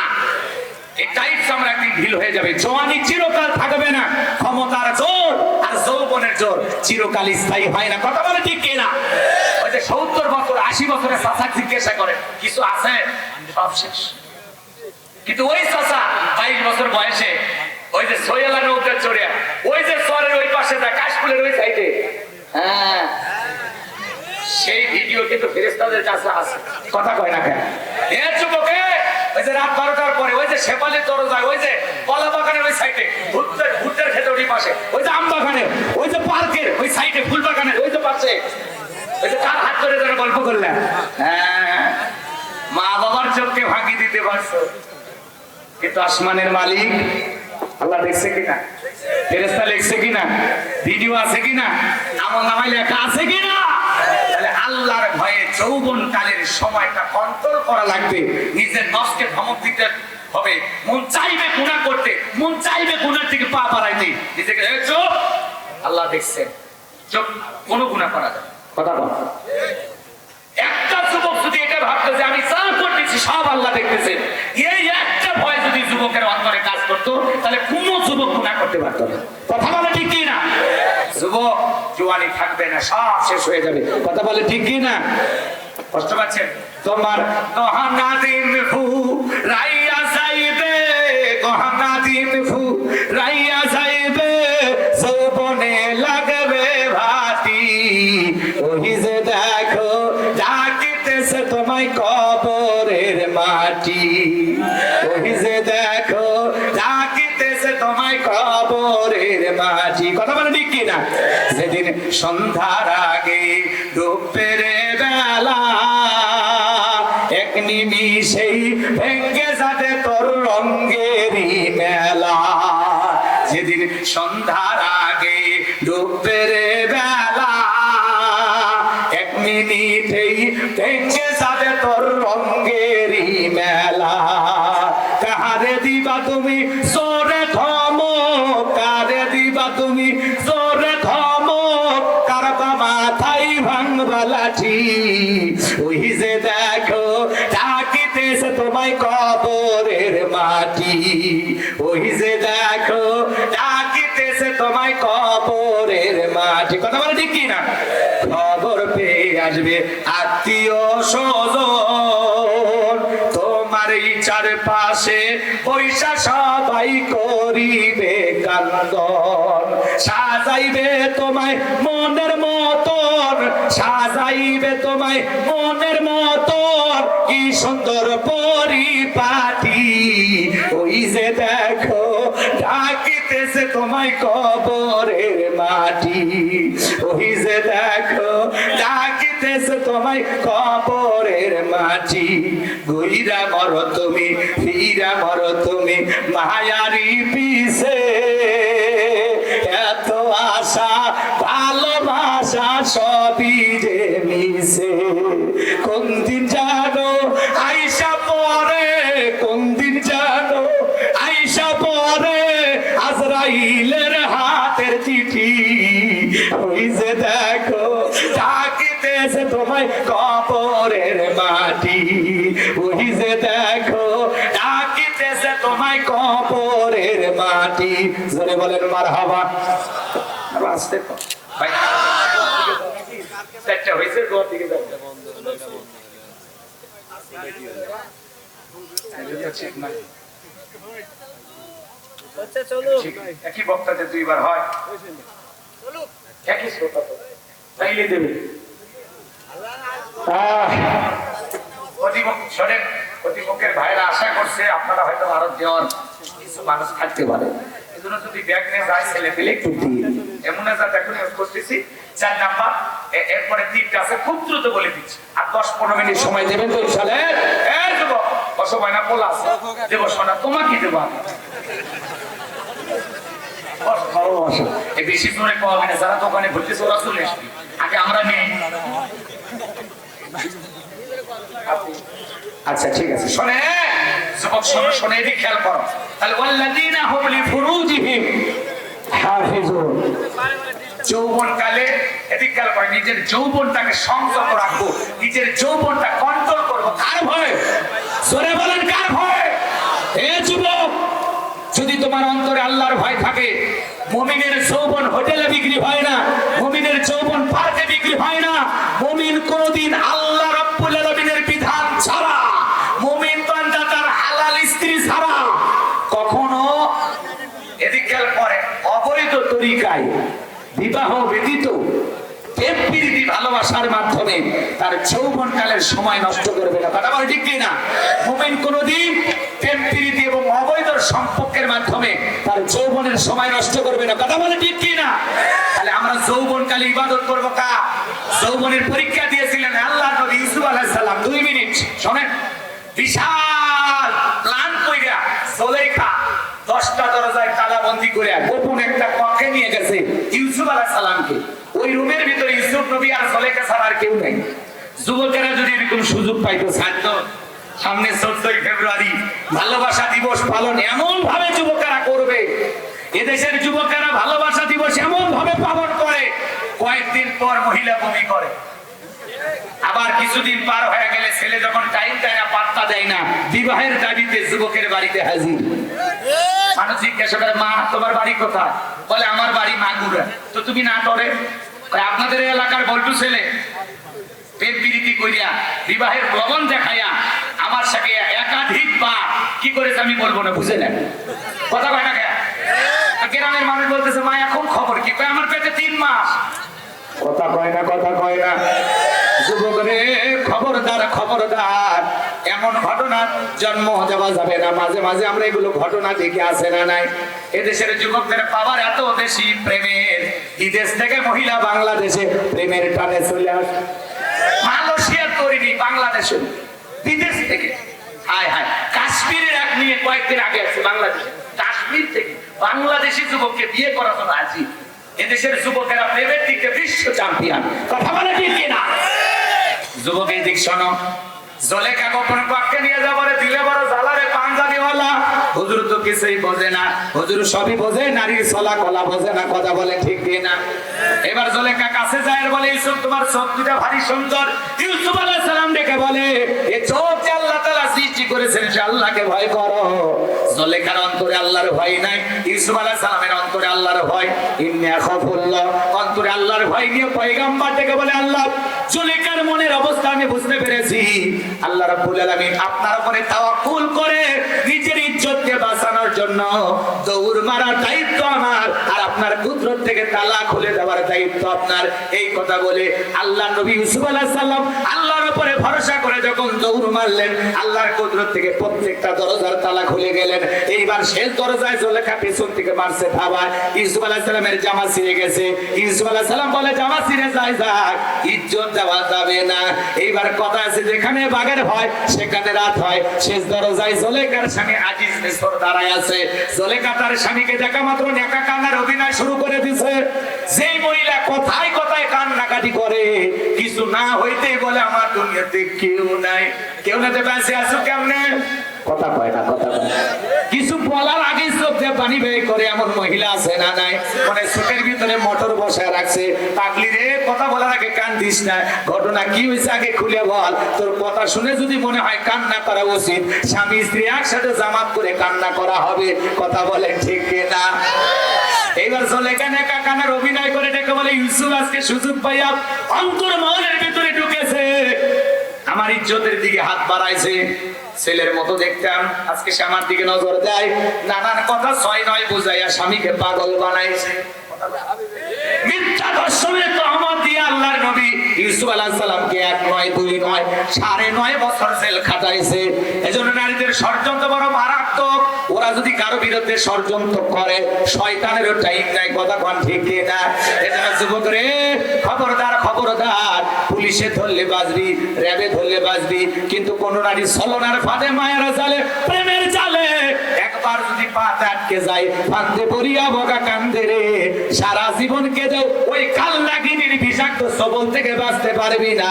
ওরা ছেলেদের ভালোবাসে না, ছেলেদের মন নিয়ে ব্যবসা বাণিজ্য করে, ওরা ছলনাময়ী। এজন্য রূপের জালে, মায়ের জালে, প্রেমের জালে ফাঁসানো যাবে না। যুবক রে, যতদিন বেঁচে আছো আল্লাহর গোলামি করে কাটাইবা, পিতা মাতার পছন্দের মেয়েকে বিবাহ করবা। একা একা প্রেম করে বিয়ে করলে জীবনে সুখ পাইবা না, তোমার ভালোবাসা জানলা ভেঙে ফেলে যাবে। কথা বলেন ঠিক কিনা? পিতা মাতা পছন্দ করে বিয়ে দেবে, যেখানে বরকত আছে, মুরব্বীদের দোয়া নিয়ে বিয়ে করা লাগবে। একা একা মাতবাড়ি করে বিয়ে করো না। আজকে 20 বছরের একটা যুবক বাড়িতে এসে বলে, আব্বা রাজি থাকলে 1 সাপুন, না হলে 2 সাপুন উত্তর পাড়া লাকিকে আমি পছন্দ করেছি, কথা আমি দিয়ে দিয়েছি। আবার বাবা খুশ খেয়ে যা, তোর বাপ রাজি হয় না, ওই মেয়ে নিয়ে রাতের বেলা পালিয়ে যায়, আছে না নাই? পালিয়ে যা, বিয়ে করে 3 মাস পরে স্বামী স্ত্রী সম্পর্ক আর থেকে না, সব ভালোবাসা শেষ। এখন তাও করে সম্পর্ক, ছেলে মেয়েরে দেখতে পারে না, মেয়ে ছেলের দিকে মারামারি করতে করতে দুইজনই আবার অন্যা পিছে মরেও যায়, আছে না নাই? সেদিন এক প্রেমিক প্রেমিকা দুইজন বলতেছেন, এই জীবনে যেহেতু আর সাথে ঘর বাঁধা হলো না, আজকে চলো রেল লাইনে দুইজন আমরা একসাথে মরবো, আর পৃথিবীবাসীর কাছে প্রমাণ করে দেব আমাদের প্রেম অমর, আমরা এই ডিজিটাল লাইনে বসবো। কথা কয়, এই কথা বলে প্রেমিক প্রেমিকা রেল লাইনে গেছে দুইজন মরতে। এইবার ছেলেটাকে ঠিকই রেল লাইনের উপরে রাইখা নিয়ে বালি আসছে। এই জন্য এরা ছলনাময়ী। এই জন্য খবরদার, বিয়ের আগে প্রেম প্রীতি কইরো না, পরে ছেঁকা দিয়ে বেকা বানাবে আর বলবি আজ প্রতি রাত জায়গায় থাকি শ্যামালির আশায়, আছে না নাই? খবরদার যুবক, আল্লাহ রাব্বুল আলামিন যৌবন দিয়েছে, এটা হালাল স্ত্রীর জন্য। বিয়ের আগে অবৈধ কোনো সম্পর্ক করা যাবে। আল্লাহ যুবকদেরকে পবিত্র জীবন যাপন করা তৌফিক দান করুন। জোরে বলুন আমিন। আকাশের রং ধনু রং যেমন মুহূর্তে মুহূর্তে পরিবর্তন হয়, নারীদের মনের অবস্থাও তাই। ওরা যে কানে ভালোবাসা ওরা নিজেরাও জানে না, কতক্ষণ ঠিক কি না? এই জন্য খবরদার, বিয়ের আগে কোনো প্রেম ভালোবাসা করা যাবে। আল্লাহ যুবকদেরকে হেদায়েত দান করুন। কোন কোন যুবক পিতা মাতার পছন্দের মেয়েকে বিয়ে করবা, হাত তুলে দেখাও। যারা বিয়ে করবে হাত তোলো, হাত তোলো। অনেক যুবক হাত তোলে না, ও মানে কথা দিয়েছে। আল্লাহ যুবকদের হেদায়েত দান করুন। জোরে বলুন আমিন। এইবার মুমিন বান্দার 5 আর 6 নম্বরে গুণাবলী, আল্লাযীনা হুম লিআমানাতিহিম ওয়া আহাদিহিম রাউন। 5 নাম্বার হলো আমানত রক্ষা করা, জীবনটা আমানত, ছেলে মেয়ে আমানত, যৌবন আমানত, স্ত্রী পরিবার পরিজন আমানত, ইমামের কাছে মুসল্লি আমানত, বক্তার কাছে শ্রোতারা আমানত, শিক্ষকের কাছে ছাত্র ছাত্রী আমানত। ভালো করে বোঝেন, ভালো করে বোঝেন। আমানত, আমানত। মেম্বারের কাছে ওয়ার্ডবাসী আমানত, চেয়ারম্যানের কাছে ইউনিয়নবাসী আমানত, এমপির কাছে নির্বাচনী এলাকার মানুষ আমানত, মাননীয় প্রধানমন্ত্রীর কাছে 18 কোটি জনগণ হলো আমানত। আমানত রক্ষা করা লাগবে, আমানতের খেয়ানত করা যাবে না। কথা বলে ঠিক কিনা? 6 নাম্বার হলো ওয়াদা প্রতিশ্রুতি রক্ষা করা। মুমিন মুখে যা বলে অন্তরে তা বিশ্বাস করে, কাজে তা বাস্তবায়ন করে। মুমিন কোনোদিন প্রতিশ্রুতি ভঙ্গকারী হতে পারে না। নির্বাচনের আগে কত ওয়াদা, বিদ্যুৎ দেব, গ্যাস দেব, এ দেব, সে দেব, ওরে এমন দেওয়া যায় পিএস হয়ে যায় 200 টাকা, নেতা বলে দেশে কেউ না খেয়ে নাই। তেল হয়ে যায় 200 টাকা, বলে না কেনার সামর্থ্য আছে। কথা কয় না। যতই জিনিসের দাম বাড়ুক না কেন, বাজারে আগুন, আর নেতারা সেগুলো নিয়ে হাসি তামাশা করে। আগে তো মানুষ 30-40 টাকা ইনকাম করতে, এখন তো 500-700 টাকা ইনকাম করে। এ দেশে কেউ না খেয়ে থাকে না, আর থাকলে কি নেতার বাড়ি খাল নিয়ে যাবে? কথা কথা তোমরা 90 টাকার তেল 200 টাকা খাওয়াচ্ছ, ওই জায়গায় কমাইতে পারো না। এক রাতে 50 টাকা 40 টাকা তেলের দাম বাড়ায় দেয়, কমানোর সময় 5 টাকা। বলে ওই হোন্ডা মোটরসাইকেলের তেল তুলে 5 টাকার পান খাইতে খাইতে সোনা বন্ধুর গান গাইতে গাইতে বাড়ি যাবে। ও কমানোর সময় একসাথে 30 টাকা কমানো যায় না। কথা বলে না কেন আপনারা? অন্য দেশে পয়সা যদি দাম বাড়ায় তার জন্য আন্দোলন হয়, আর বাংলাদেশে খালি জানতো পুলিশ দাঁড়িয়ে আছে, চাপা সোজা করে প্রতিবাদ করবে যে ভাই তেলের দাম বাড়াচ্ছেন 40 টাকা 20 টাকা কমাইয়া দেন। জানতো জানতো কি করে আপনি? কথা কয় না কেন? সার্ভিস কর্মীরা একটু নিজেদের বেতন বৃদ্ধির জন্য আন্দোলন করে, তারে উঠে যাবেন কই?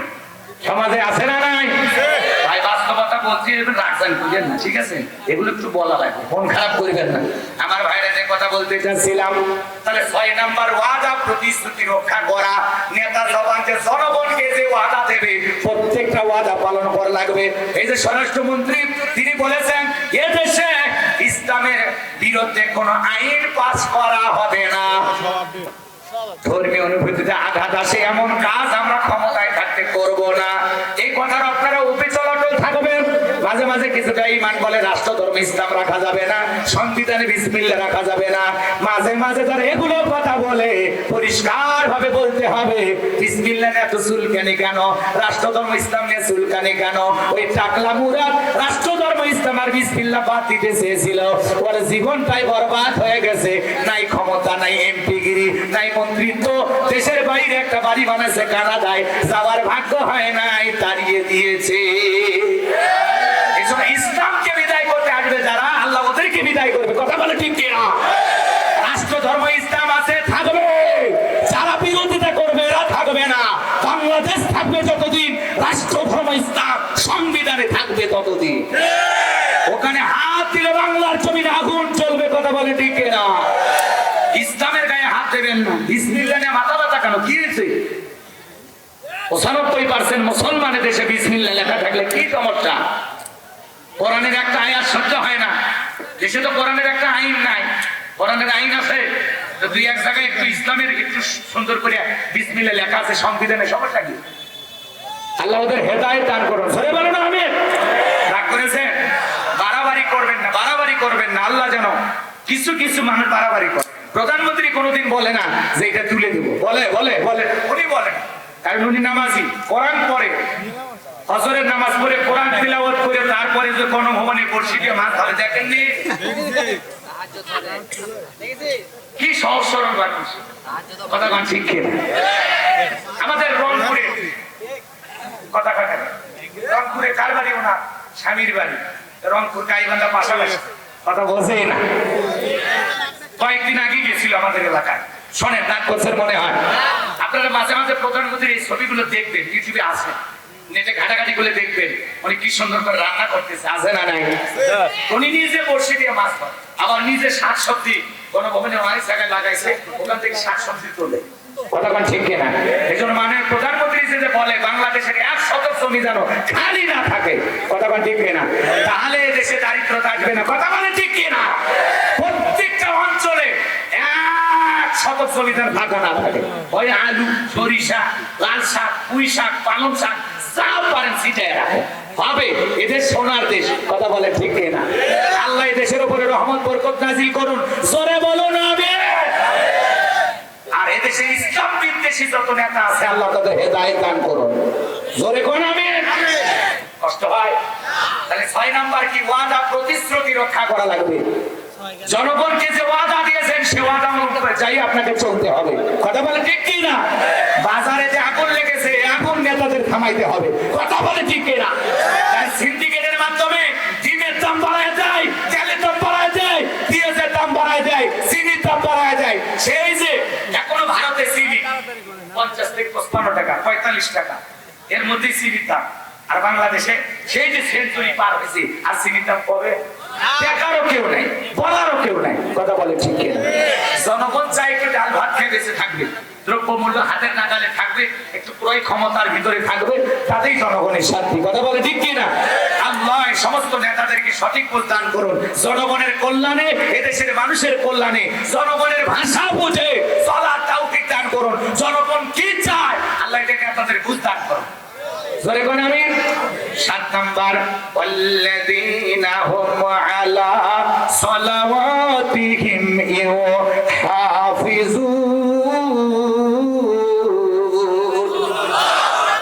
7 নাম্বার গুণাবলী, যারা নিজেদের সালাত যত্ন সহকারে আদায় করে।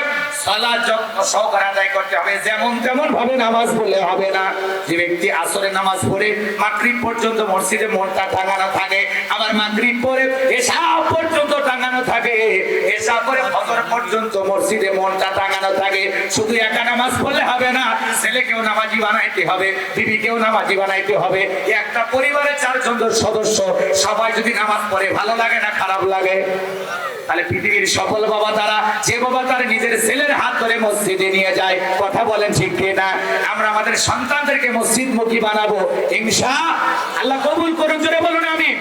এটা মসজিদ কি সুন্দর বানাইছেন। নোয়াখালী ফেরিতে গেলে লেখা আছে এই মসজিদে ছোট বাচ্চারা আসলে চকলেট দেওয়া হয়, ছোট বাচ্চারা গেলে একটু চকলেট দিবেন। ওই এলাকায় এমনও মসজিদ আছে যেখানে লেখা আছে 40 দিন 5 ওয়াক্ত সালাত যে শিশুরা জামাতের সহিত আদায় করবেন তাদেরকে 40 দিন পরে মসজিদ কমিটির পক্ষ থেকে অথবা এলাকার ধনী উদার মনের মানুষের পক্ষ থেকে বিভিন্ন গিফট উপহার দেওয়া হয়, সাইকেল দেয়, বিভিন্ন পুরস্কার দেয়। এতে কি হবে? আমাদের ভবিষ্যৎ প্রজন্ম নামাজি হবে, নামাজের প্রতি উৎসাহ আগ্রহ বাড়বে। কথা বলে ঠিক কিনা? ছোট ছোট বাচ্চা মসজিদে গেলে মুরব্বি চাচারা ধমক দেয়, সাবধান। ছোট বাচ্চা মসজিদে দৌড়াবে, টেপের পানি নষ্ট করবে, এটা ওর স্বভাব, ওর বয়সটা এরকম। ছোট বাচ্চা মসজিদে দৌড়ঝাঁপ করবে না। আপনি কি 70 বছরের মুরব্বী চাচা লাগালাগি করবেন? সে বয়স আপনার আছে, আপনি লাভ দিলে আপনার লাভ কিন্তু থাকবে। আর ছোট বাচ্চা তিরিং তিরিং করে লাভ হবে। ছোট বাচ্চা মসজিদে গেলে খবরদার ধমক দেওয়া যাবে না। আজকের শিশু আগামীর বাংলাদেশ। আপনি থাকবেন না মসজিদ, এরাই আবাদ করবে। কথা বলে ঠিক কিনা? ছোট বাচ্চা মসজিদে গেলে ওযু শিখাবেন, রুকু সিজদা ওঠা বসা শিখাবেন, কাছে নিয়ে বসে। কথা বলে ঠিক কিনা? বিশ্বনবী মাগরিবের সিজদায় চলে গেছেন, হযরতে হোসেন মনে করছে নানা ঘোরা হয়েছে, সুযোগ পাইছি, পিঠের উপর চড়ে বসে আছে। অনেক সময় হয়ে যায়, হযরতে হোসেন নামে না। আল্লাহ রাসূল যখন হাতটা বাড়াইয়া একটু হোসেনকে পিঠ থেকে নামাইতে চায়, আসমান থেকে আমার আল্লাহ দেখে বলে, বন্ধু হোসেনকে আপনি পিঠ থেকে নামাবেন না, আপনার নামাজের কোনো সমস্যা হবে না। হোসাইনের যতক্ষণ ইচ্ছে আপনার পিঠে থাকবে। ও নবী, আপনি যেমন হোসাইনকে ভালোবাসেন আমি আল্লাহ তেমনি ভালোবাসি। বলুন না আল্লাহু আকবার। ছোট বাচ্চা ওযু পারে না, বোঝে না, ওরে বলে 10 টাকা গিফট করব। আমি যেভাবে ওযু করব এইভাবে যদি ওযু করে দেখাইতে পারো বাপের বেটা 10 টাকা। ছোট বাচ্চাকে যদি 10 টাকা লোভে ঠিক আপনি যেভাবে ওযু করার পদ্ধতি দেখাবেন, নিয়ম কলা কৌশল দেখাবেন, ওই বাচ্চা হুবহু, এখনকার বাচ্চারা তো কম্পিউটার, কথা বল ঠিক কিনা, ওইভাবে ওযু করে আপনাকে দেখাবে। কথা বলেন ঠিক কিনা? তার মানে কি? আপনার মাধ্যমে বাচ্চাটা ওযু শিখলো, রুকু সিজদা শিখলো। আপনি যেদিন মারা যাবেন আপনার জানাজা এই ছেলে কাঁদবে আর বলবে, এই চাচা আমি আমারে ওযু শিখাইছিল। কথা বলে ঠিক কিনা? আল্লাহ আমাদের বুঝ দান করুন, যত্ন সহকারে সালাত আদায় করার তৌফিক দান করুন, পরিবারের সবাইকে নামাজি বানায় দেন। জোরে বলেন আমিন। এই 7টা গুণে বলে যদি আমল করতে পারি, উলাইকা হুমুল ওয়ারিসুন আল্লাযীনা ইয়ারিসুনাল ফিরদাউস হুম ফিহা খালিদুন। আমার আল্লাহ বলেন তারা উত্তর জান্নাতুল ফেরদাউসের, সেখানে তারা চিরকাল বসবাস করবেন। আমার আল্লাহ কোনোদিন তাদেরকে জান্নাত থেকে বের করে দেবেন না। এই 7টা গুণাবলী কারা কারা আমল করতে চান, তুই হাত তুলে আল্লাহকে শেষবারের মতো দেখান। আল্লাহ আমাদের সবাইকে সূরা আল মুমিনুন থেকে যে 7টা বৈশিষ্ট্য আপনাদের সামনে তুলে ধরেছি, আল্লাহ বক্তা শ্রোতা সবাইকে আমল করা তৌফিক দান করুন। ওয়া আখিরি দাওয়ানা আনিল হামদুলিল্লাহি রাব্বিল আলামিন। হাত নামান। এখনো যারা কালেকশন দিতে পারেন না, টাকা পয়সা কবরস্থানের জন্য দিতে চান, সহযোগিতা করবেন। আপনাদের এলাকায় আল্লাহ তাআলা সবাইকে সহযোগিতা করে এই কবরস্থানে যত কাজ বাকি আছে আল্লাহ সামনের দিকে এগিয়ে নিয়ে যাওয়ার তৌফিক দান করুন। সবাই একটু ধৈর্য নিয়ে বসেন। আর 10 মিনিট হবে। জি বলেন। হ্যালো, আসসালামু আলাইকুম ওয়া রাহমাতুল্লাহ। আলহামদুলিল্লাহ, আপনাকে উঠবেন না, বসেন।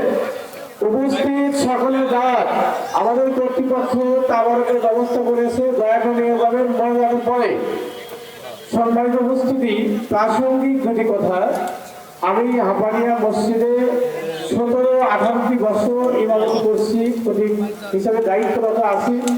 আমার বাস্তব অভিজ্ঞতা থেকে যেটা আমি বুঝতে পেরেছি, এই এলাকার মানুষ অনেকের বেশি পরিমাণে জমি নাই, আবার বড় ধরনের চাকরিজীবী নাই, আবার বড় ধরনের ব্যবসায়ীও নাই। কিন্তু আল্লাহর মেহেরবানি এই এলাকার মানুষের জন্য আল্লাহ ভালো মন দিয়েছে, আন্তরিকতা দিয়েছেন, ভালোবাসা দিয়েছেন। একতা বদ্ধ হয়ে কাজ কিভাবে বাস্তবায়ন করতে হয় সেই মানসিকতা আল্লাহ রাব্বুল আলামিন দান করেছে। আমাদের যারা কর্তৃপক্ষ রয়েছেন ওনাদের সাথে আমার কথা হয়েছে, ওনারা আমাকে অবহিত করেছেন যে ভাই, আমরা যখন জালসার মিটিং করি প্রথম থেকে কেন আমাদের সকল বিষয় ভালো হচ্ছে, যার বাস্তবতা আল্লাহর মেহেরবানি। আমাদের ফিনিশিং আমাদের ইতিপূর্বে জালসা হয়েছে, কিন্তু এইবারের মতো এত চমৎকার জালসা, এত চমৎকার আলোচনা ইতিপূর্বে খুব কমই হয়েছে আল্লাহর মেহেরবানি। সর্বোপরি আমার আরেকটা দিন ভালো লেগেছে যে একটিও মুসল্লি হয়ে দেখেন পিছিয়ে এখনো দাঁড়ায় আছে, কেউ নড়াচড়া করেন না, ওঠেন নাই। আল্লাহ রাব্বুল আলামিন আমাদের মেহমান, আমাদের রাহবার হযরত মাওলানা মুহাম্মদ গোলাম রব্বানী যুক্তিবাদী যে আমাদের আলোচনা করেছেন, এই আলোচনাগুলো আল্লাহ তাআলা আমাদের সকলকে আমল করার তৌফিক দান করুন, সকল বলে আল্লাহুম্মা আমিন। পাশাপাশি আল্লাহ তাআলা মুহতারামকে নেক হায়াত দারাজ করুন, সকল বলে আল্লাহুম্মা আমিন। সম্মানিত মুসলিম একরাম, সর্বোপরি আমি ক্ষুদ্র মানুষ, আমাকে হাপানিয়া গ্রামবাসী যে সম্মানিত করেছে, আমি আজীবনের জন্য তাদের কাছে ঋণী। আমাকে ছোট মানুষ হিসেবে তারা সম্মান করেছে, এই ঋণ আমি তাদের কাছে কোনোদিন শোধ করতে পারবো না।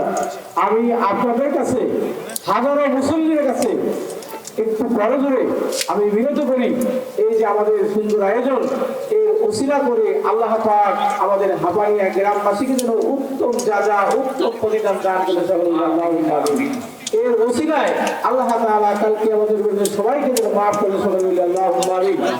সর্বোপরি তাদের যে পূর্বপুরুষ আমাদের কবরস্থানে সাহিত্য রয়েছে, এই ওসিলা করে আল্লাহ পাক আমাদের কবরবাসীকে সকলকে যেন মাফ করে দেয়, সকলে মিলে আল্লাহুম্মা আমিন। এখনই আমাদের জালসার মোনাজাতের মাধ্যম দিয়ে, তাবারকের মাধ্যম দিয়ে আমাদের জালসা শেষ হয়ে যাবে। আমাদের প্রধান মেহমান, আমাদের প্রধান বক্তা হযরত মাওলানা মুহাম্মদ গোলাম রব্বানী যুক্তিবাদীকে মোনাজাত করার জন্য, দোয়া করার জন্য আমি অনুরোধ করছি। উনি মোসাফির মানুষ, আমাকে বলেছে, আমি খুব খুশি হয়েছি। আমি তারপরে ওনাকে বিনীত অনুরোধ করতেছি উনি আমাদের মোনাজাতটা পরিচালনা করবেন।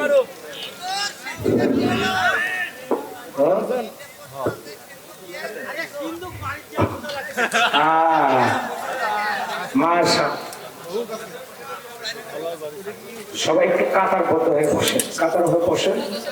আর আমার সাথে খুলে যাবে অতবেলাই আস্তাগফিরুল্লাহাল্লাযী লা ইলাহা ইল্লা হুয়াল হাইয়ুল কাইয়্যুম ওয়া আতুবু ইলাইহি। সবাই একটু কাতারবদ্ধ হন, পরিবেশটাকে একটু সুন্দর করে। কেউ বিশৃঙ্খলা করবেন না, সকলে আমার সাথে শেষবারের মতো দরুদ ইব্রাহিম পড়ুন। আল্লাহুম্মা সাল্লি আলা মুহাম্মাদ ওয়া আলা মুহাম্মাদ কামা সাল্লাইতা আলা ইব্রাহিম ওয়া আলা আলি ইব্রাহিম ইন্নাকা হামিদুম মাজিদ। আল্লাহুম্মা বারিক আলা মুহাম্মাদ ওয়া আলা মুহাম্মাদ কামা বারাকতা আলা ইব্রাহিম ওয়া আলা আলি ইব্রাহিম ইন্নাকা হামিদুম মাজিদ। ভাই, প্রায় 2.5 ঘন্টার উপরে, 3 ঘন্টার কাছাকাছি বয়ান করেছি। আসলে ওই কথাগুলো বলতে গেলে আরো সময় লাগবে, আরো 20 মিনিট কথা বলা লাগবে। এই জন্য কোনো এক মাহফিলে বলবো, আর ইউটিউবে যারা আমার শোনেন ওই ঘটনাগুলো পুরোটাই বলা আছে। ঠিক আছে, শান্তি শুনবেন, আল্লাহ কবুল করেন। আল্লাহ আমিন। ربنا ظلمنا أنفسنا وإن لم تغفر لنا وترحمنا لنكونن من الخاسرين ربنا لا تزغ قلوبنا بعد إذ هديتنا وهب لنا من لدنك رحمة إنك أنت الوهاب। হাতুড়িয়া কেন্দ্রীয় গোরস্থান সংলগ্ন উচ্চ বিদ্যালয় কলেজ মাঠে আল্লাহ তাআলা কবরস্থান কমিটি কর্তৃক আয়োজিত আজকের এই তাফসীরুল কোরআন মাহফিলের সভাপতি বিশিষ্ট আলেম দ্বীন মুফাসসির কোরআন এলাকার শ্রদ্ধাভাজন ব্যক্তিত্ব হযরত মাওলানা মুহাম্মদ আজিমউদ্দিন সাহেব দামাত বারাকাতুহু আলিয়া। আল্লাহ তোমার গোলামকে দ্বীনের জন্য তুমি কবুল করে নাও। আল্লাহ সুস্থতার সহিত নেখায়াত দান করো। আল্লাহ তার জিন্দেগি আমল দিয়া ভরপুর করে দাও। আল্লাহ তাআলা সারাটা জীবন দ্বীনের খিদমতের জন্য কাটানোর তৌফিক দিয়া দাও। আজকে মাহফিলের সহ সভাপতি হিসেবে অনেকের নাম আছে, আল্লাহ সবাইকে কবুল করে নেন। বিশেষ করে আমাকে দাওয়াত দিয়েছেন ডাক্তার মোহাম্মদ রফিকুল ইসলাম, তোমার গোলামকে আল্লাহ তুমি কবুল করো। রব্বুল আলামিন অনেক মানুষের নাম আছে, আল্লাহ সবাইকে আপনি কবুল করে নেন। তার কলিজার টুকরা সন্তান মেরাজ, রব্বুল আলামিন তাকে দ্বীনের দায়ী হিসেবে কবুল করে নেন। আমার সেন্টু ভাইয়ের বাড়িতে বসলাম, খানা খাইলাম, আল্লাহ প্রিয় ভাইয়ের পরিবারের উপর খাস রহমত বরকত নাজিল করেন। কলিজার টুকরা ছেলেটাকে দ্বীনের জন্য কবুল করে নেন, সুস্থতার সহিত নেক হায়াত দান করেন। যুবকদের আদর ভালোবাসায় আমি মুক্ত হয়েছে আল্লাহ। যে যুবকেরা আলেমদেরকে এভাবে সম্মান করতে পারে, কিয়ামতের ময়দানে তাদেরকে সম্মানিত করে জান্নাত হিসেবে আল্লাহ কবুল করে নিও।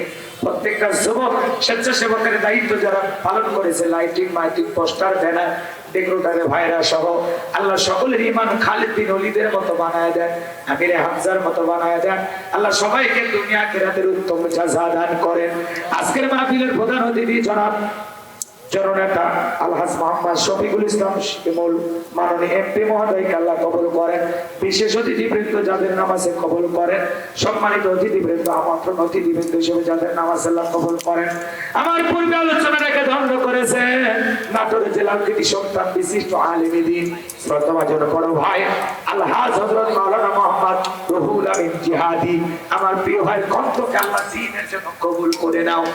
রব্বুল আলামিন তাকায় দেখো আসমান থেকে তাহাজ্জুদের নামাজের সময় তুমি প্রথম আসমানে চলে এসেছো গো মালিক। ও আল্লাহ তাকায় দেখো তোমার বান্দারা কত দাড়ি বাঁকা মুরব্বীরা হাত তুলেছে। যেই দাড়ি বাঁকা মুরব্বীরা হাত তুললে তুমি মালিক নিজেই লজ্জা পাও। রব্বুল আলামিন এই গভীর নিশীথে তাকায় দেখো কত হাজী সাহেবেরা হাত তুলেছে, কত আলেম ওলামা হাত তুলেছে, কত যুবক ভাইরা হাত তুলেছে, কচি কাঁচা মাসুম বাচ্চারা হাত তুলেছে।